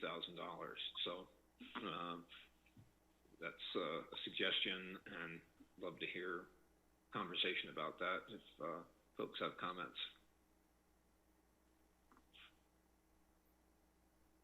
Bill, I'm with you. I think that, frankly, we have an interest in supporting our local institutions. I guess my only kind of interest or observation is that it seems a little bit incongruous to give the money to Aspen Community Foundation. Why not give it to the Basalt Area Gives if it's a pass-through anyway, and let them, frankly, coordinate that disbursement or coordinate the funds and have greater control over them? Yeah, I think it's all the same. I mean, I think we need to work it out with Tamara, but I just think we've put in our 10 with their 50, and it becomes it is essentially the Basalt Gives $60,000 fund to which we've given. So I think the objective here was to create a fund that has greater magnitude and would improve visibility for Basalt Gives. So, however, absolutely, I'm fully behind that. I agree 110%. Okay, Gary. Yeah, no, I totally agree too. And I just, to me, it's trying to figure out with the Aspen Community Foundation, because we had that issue with them, to try to figure out how does this get dispersed and who controls the dispersal. I like having local control over that, because that is something that's going to be critically important, because, I want the money that we're giving in to really go to Mid-Valley and, to be able to show that. And it's, for me, I'm totally supportive of all of these acts. Any other comments? Ryan, are you getting some help there? Yes, lots of help. Other comments? I guess kudos to the staff again. I mean, this is, I am, personally so gratified and pleased that we can do this, because, if you looked at our finances, we're projecting $1.6 million down from where we thought we were going to be. And I think it's just terrific with the tobacco tax and being able to pull together $20,000. I think there's also some wisdom in doing this, which is really done under the theory that we're going to be running a long distance race here. You know, certainly we could have put together a larger lump sum, but it strikes me as very smart to have be flexible and nimble in terms of figuring out where we deploy these funds over time to see how this economic recovery morphs. So I just think this is a great plan, and I'm really very pleased that we can do this as a community. So do you want a motion on this, or where are we? Do you want action by council on these grants? Yeah, you know, as I stated earlier, this was something that I as the manager would have the authority because it's in the budget. But I think it would be important for the council to acknowledge it, and I think a motion would be great because we are in such uncertain times with our finances that, you know, this was money that was potentially cut out of the budget or contemplated to be a reduction in expenditure. So a motion and just that show of support, I think, is appropriate. Great. So can we do all three of them, the food bank and Basalt Gives and Community Foundation and the Hope Center as one motion? Yes, you could. And then what you could do is just essentially caveat the Basalt Gives one that if it's not a direct pass-through for some reason through Basalt Gives, but then is still coordinated with the Basalt Gives money, staff understands that the first preference, I assume, is to go use Basalt Gives as the conduit. If for some reason that doesn't work, we would go directly to Aspen Community Foundation. But the intent is that it ultimately lands in the Basalt Community Foundation COVID-19 fund with the intent that it goes to local folks. Yeah, that's a good qualification, but I'm highly confident these guys are all strongly rowing in the same direction. So I think these funds are going to get to people pretty quickly, and they're going to get to where we want them to go. So I appreciate that qualification. Elise? The third grant for the mental health services, what was that organization again? That's the Hope Center. The Hope Center. And do we have the same qualification for that one, that it's targeted towards Mid-Valley residents? Yes. Okay. And I'm not really familiar with them. Do they have a good way of getting that information out to the public and so that people know that those services are available? Yeah, I can let Greg speak to that. We've had a long-standing relationship with them, and they're well known in the community, I would say, as far as that particular service. And so having them be that recipient, I think is not only good for the accountability on that, receiving that money, but we know that their services are of benefit and pretty widely known in the community. Greg, do you have anything to add? Yeah, so the Hope Center is located here in town on Midland Avenue, and they are our local mental health provider for both crisis and counseling throughout the community. They're very well established. They are actually our co-responder provider for mental health crisis. So when we get a call and we need a co-response model, they respond to calls with us as law enforcement. They do this for us, Eagle County, Carbondale, Glenwood, over on the other side, Vail, Eagle, Avon. So they're a regional mental health provider that does a lot of good things within the community and located here in Basalt and serves the Basalt community very well. Okay, great. Thank you. So, any further questions? I would entertain a motion, and I think the motion should just simply authorize staff to make these 3 grants, 50,000 to the Hope Center, 10 to the Food Bank of the Rockies and tend to the accommodation, community foundation, and Basalt Gives program. So, love a motion. I'll make that motion. Thanks, Gary. Been moved. Is there a second? Right, second. Been seconded by Glenn Drummond. So, been moved and seconded. Any discussion on the motion? Jackie keeps putting her hand up. So, that's hearing no discussion. Pam, let's call the roll. Certainly. Let's start with Elise Hoddle. Yes. Thank you, Elise. Bill Infante. Yes. Thank you, Bill. Ryan Flatt. Yes. Thank you, Ryan. David Knight. Yes. Thank you, David. Gary Tennenbaum. Yes. Glenn Drummond. Yes. Thank you, Glenn. And Bill Kane. Yes. Motion carries. Yeah, that's excellent. Ryan, I think we're back to you. We got information and correspondence. Yes.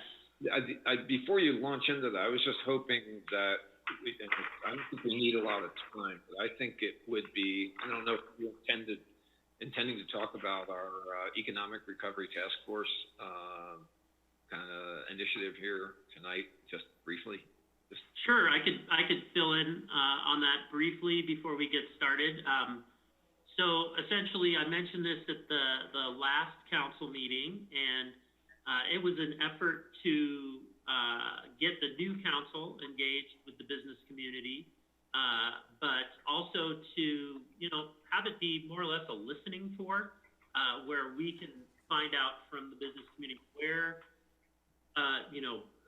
the issues are for them. I mean, there are some obvious ones, but, I think there are some more that are discrete to a particular type of business. And so the more we learn, the more we can form a response around it. So this is sort of a local effort that we will do this outreach and be able to do some of these things. I mentioned the marketing and events money, and how can we deploy that to the best benefit of, what the needs are now and in the short term. But then there's a regional effort, essentially an Aspen to Parachute effort that's underway of really trying to understand regionally what the effect is. And, we've been on the phone with the city managers up and down the valley, as well as chambers of commerce.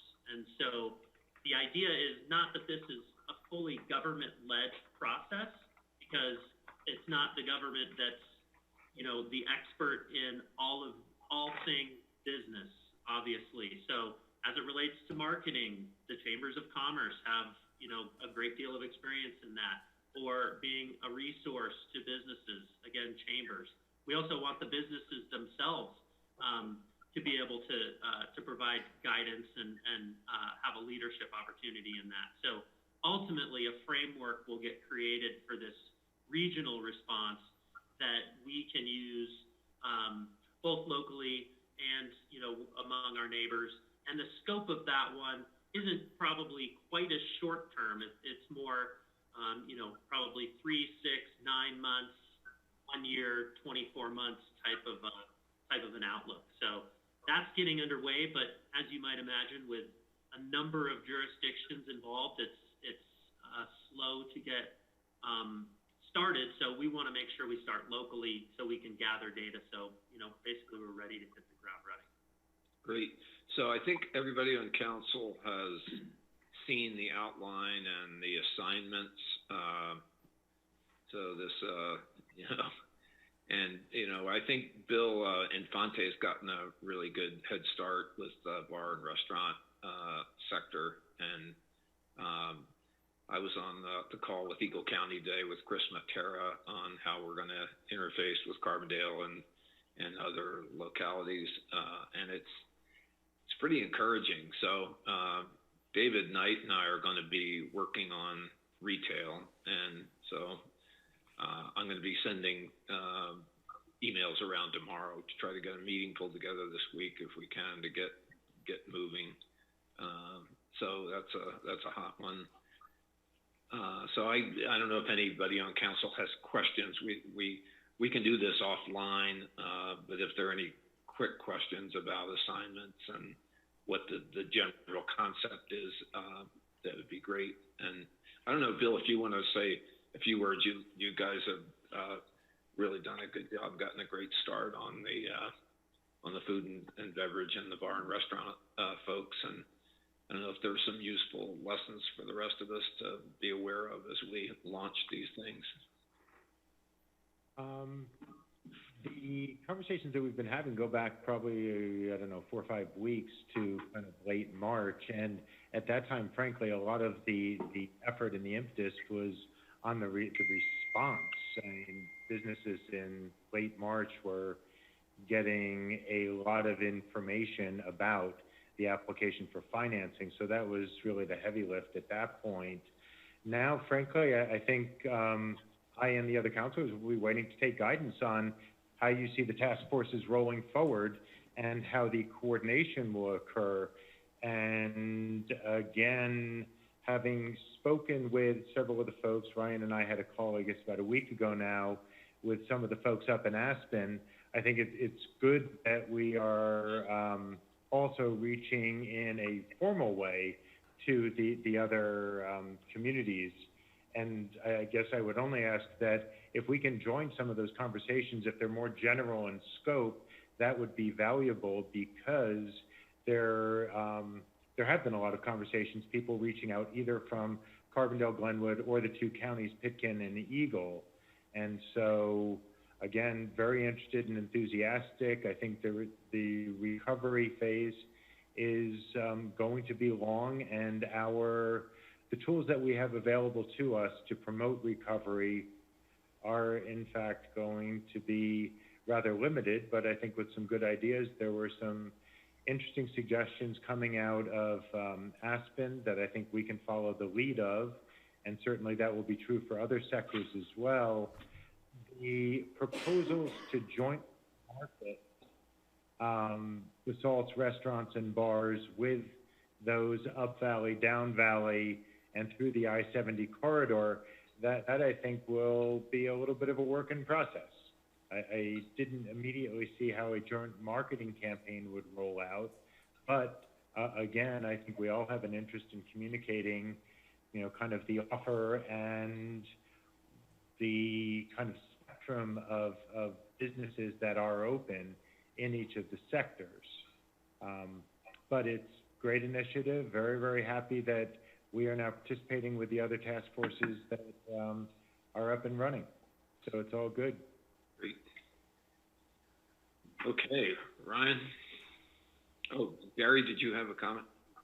Well, and I did start talking to some of the daycares. I mean, I live right next to Adele from growing years, and so that the child care centers are going to be an interesting one because of the real reality of how many kids are really going to send their kids back to school when they go to to preschool and to childcare. I'm talking to a lot of my employees who are a little squeamish about sending their little ones back to preschool right now. So, and how the preschool is going to have to be set up, trying to put masks on, infant to 5-year-olds is going to be really unique.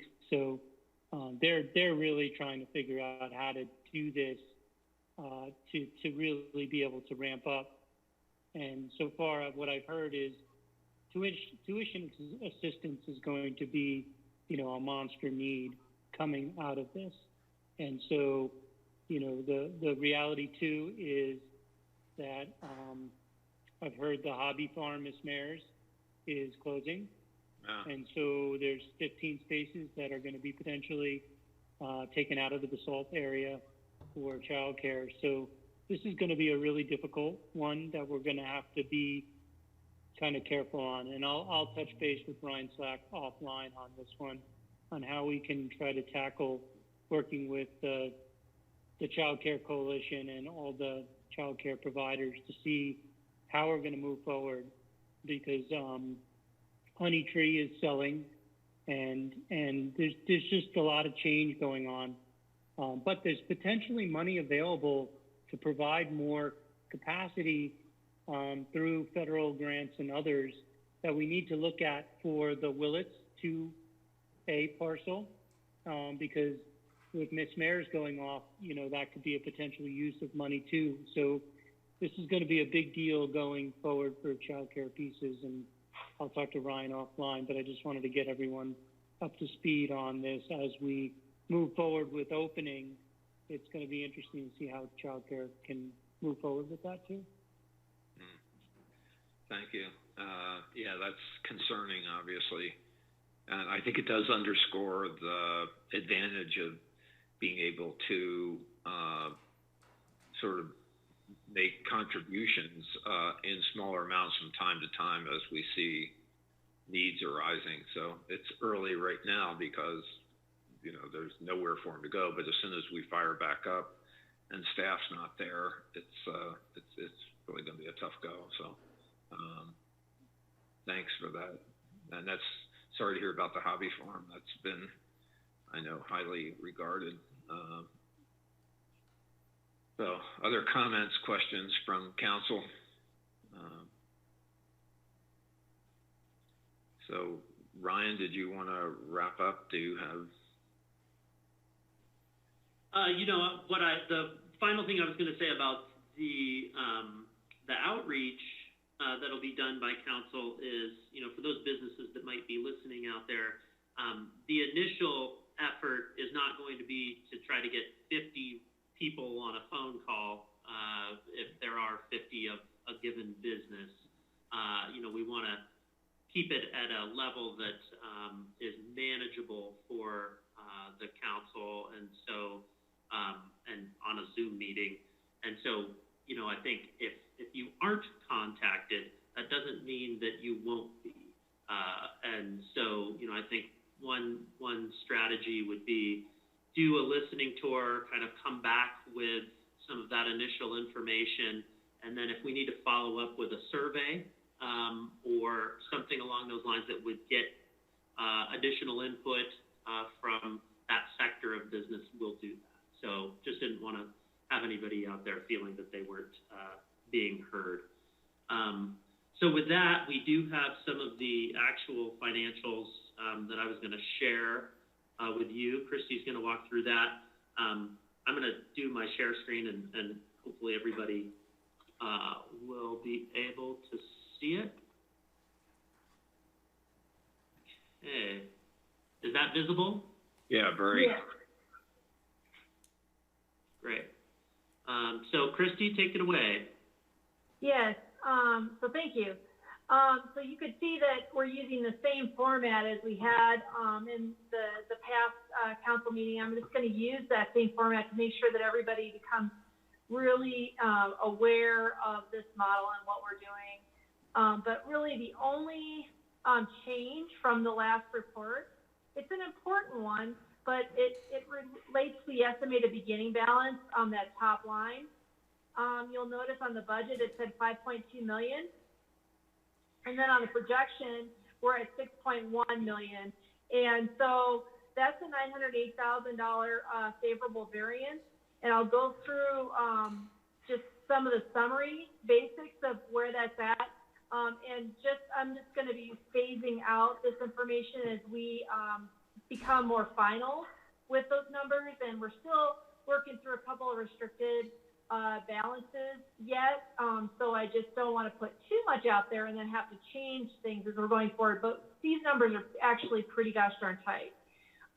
But and I want to note too is when we're talking about beginning balance, every time I talk about that publicly, I always want people to understand that's just like your beginning checkbook balance, if you will. But there are things that a fund balance should be used for, so it's not money that can all be spent towards whatever we want to use it for, even if it's to try to help with operations over time so that we could make sure that we can maintain essential services. That's one thing that we use fund balance for.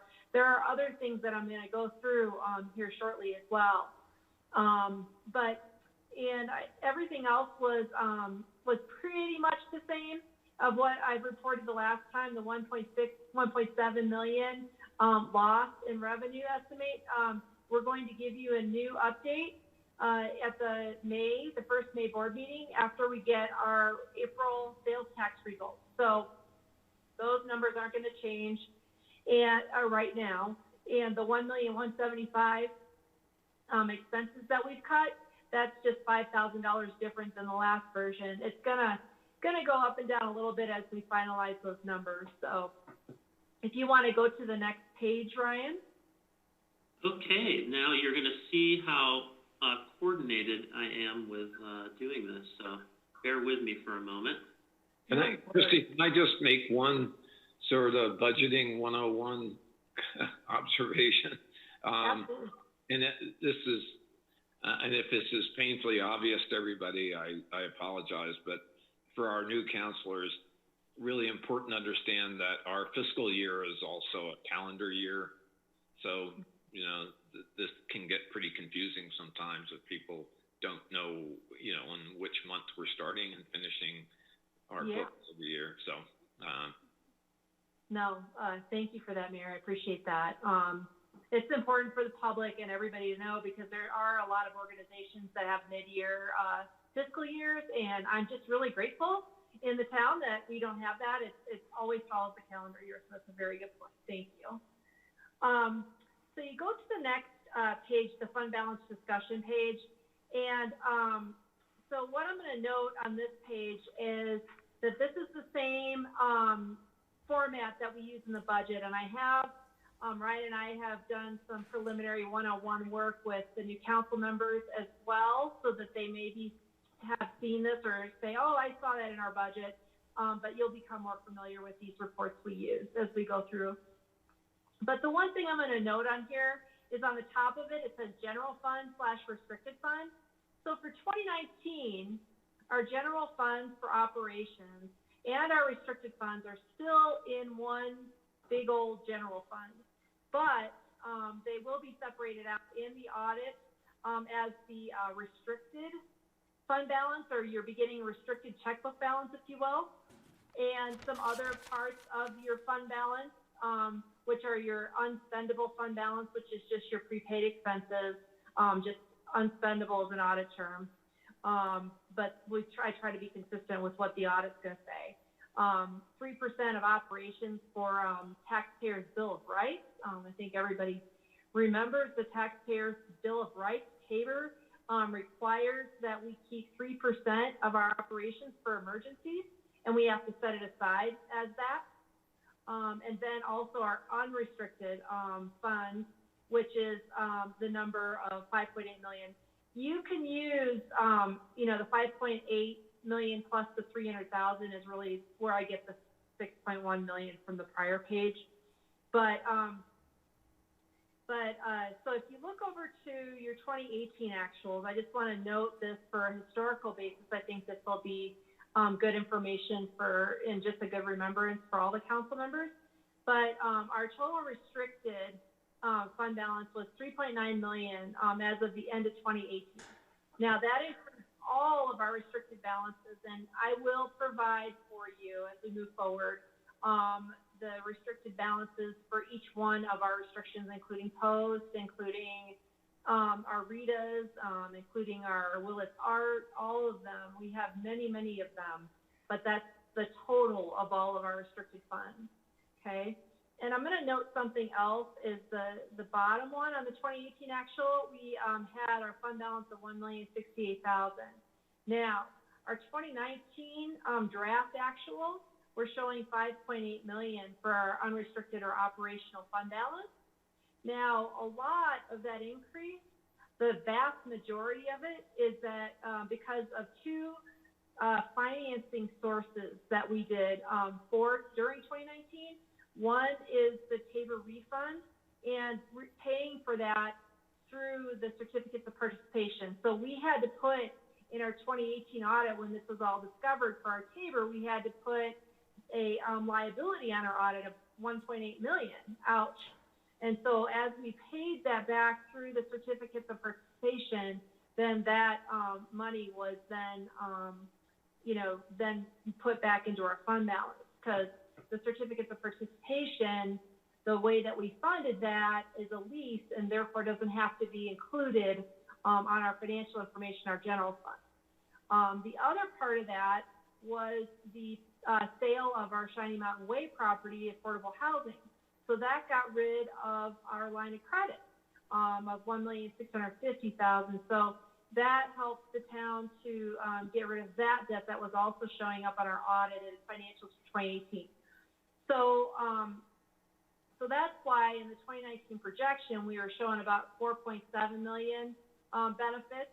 Is because of those, mostly because of those other financings. But then we have another 900,000 that was added to our draft actuals for our fund balance.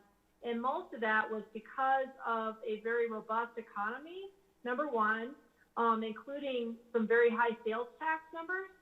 And a lot of that was also because of the new sales tax rules that required businesses to remit sales tax for online sales. That was a big part of that increase also. And then we also saved money because I believe our department heads were fairly frugal in how they projected and making sure that they had everything covered, but only spending what they needed to. So I think there's a lot of positives in that, in getting the job done and saving some money. Just a note on this too is our current fund balance policy that the town had adopted in the past would mean that we would need to have $2.5 million in our fund balance. And getting back to what I was saying on the prior page, is our fund balance is used for cash flow for operations. So we need to make sure we can pay our accounts payable. We can pay our employees as we have dips and troughs throughout the year in our cash flow. And then it also, like I stated earlier, includes emergency reserves. It should, we usually use our fund balance if it's approved through council for one-time costs, because you don't want it to lead to an ongoing deficit for the payment of our normal operations costs. So we have what's called, I would call a balanced budget, and this is on a budgetary basis. This is before the pandemic. But we try to maintain a balanced budget in normal times so that we're not spending more than we're bringing in. And we have, the prior council has been maintaining that. And then the final use or benefit to fund balance is to demonstrate financial health to your bondholders, auditors, and rating agencies. So it gets you lower interest rates and the needs, when needs do arise, when you can legally finance something. And it's, you just want to make sure that you're always thinking about that credit rating too, when you're using your fund balance. So it's just something to be thoughtful of. Okay. Any questions on that page? Okay. So this I'm not going to go through in a lot of detail, but I wanted to give you, there's two pages 6 and 7 in your council packet. And once again, even though the audit is not going to separate out restricted versus unrestricted expenses in the general fund, I still am going to use this format because we're used to it for 2020 budget. And so we have these numbers historically for comparison purposes as well. So the white page on page 6 is our operational accounts with revenue and expense. And I did a couple of comparisons on there on favorable and unfavorable budget versus actual, and favorable, unfavorable projection versus actual in the 2019. And so you could see that we had favorable revenue compared to our projection of 408,000.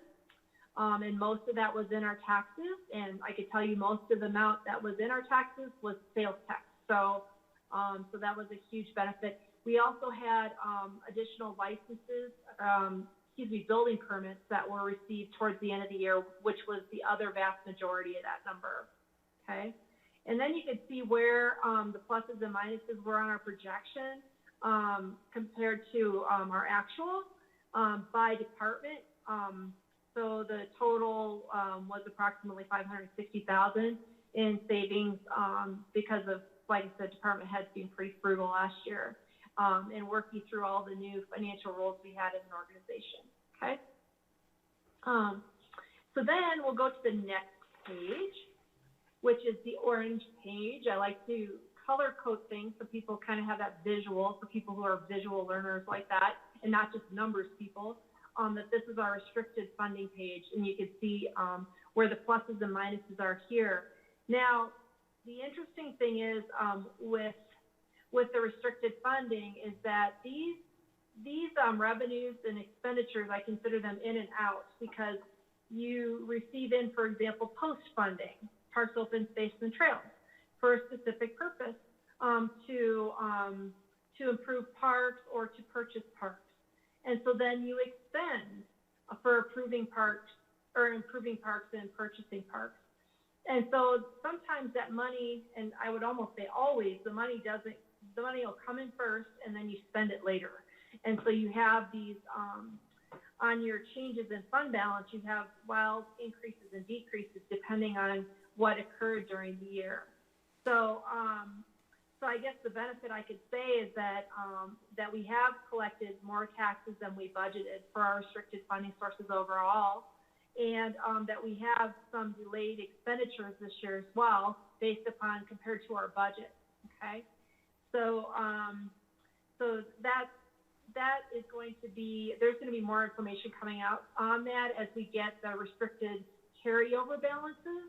And there's a spreadsheet that Susan and myself use quite a bit on that to show you guys the carryover balances for each one of the restrictions and where those are going. So that's going to be really important information for the future for you to look for in the next month or so.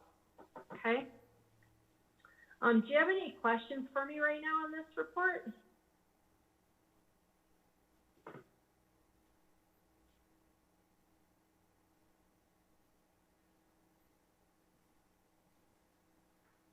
Okay, well, that's all I have now, but stay tuned for more. We're going to keep working forward on these finances and updating you guys regularly. Very good. So we, have a favorable balance, and we're just going to have to kind of assess things on a month-to-month or quarterly basis and see where we are in terms of our spend down of that reserve. So that's comforting to see. It's a very good report. Thank you.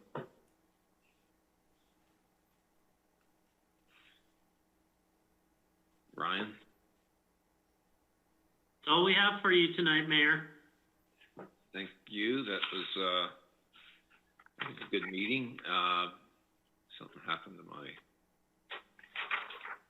screen here. Hold on. Whoops. Well, good. Well, thanks, everyone. We meet again. What's our next council date? May 12th. May 12th? Yeah, there you go. May 12th. Yeah. And, for individual councilors, I'll be making rounds, calling folks, talking to you, touching base about our economic recovery work.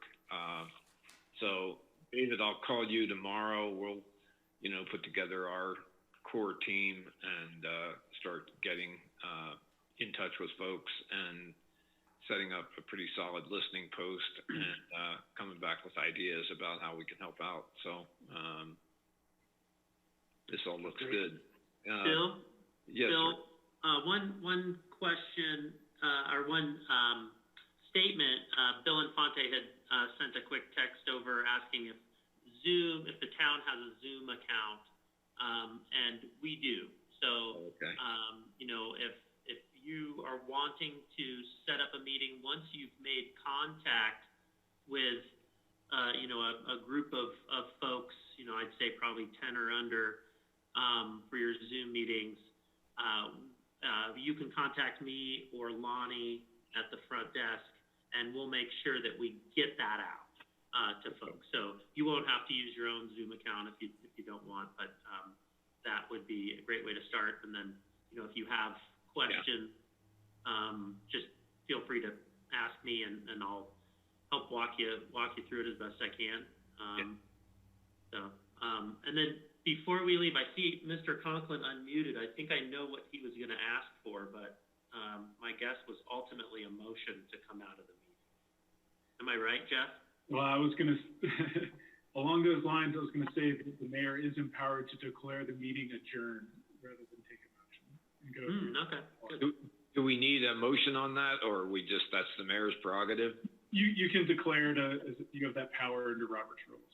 Wow, that's a powerful, At the end of the agenda. Yeah. I may be using that. So thanks, everybody.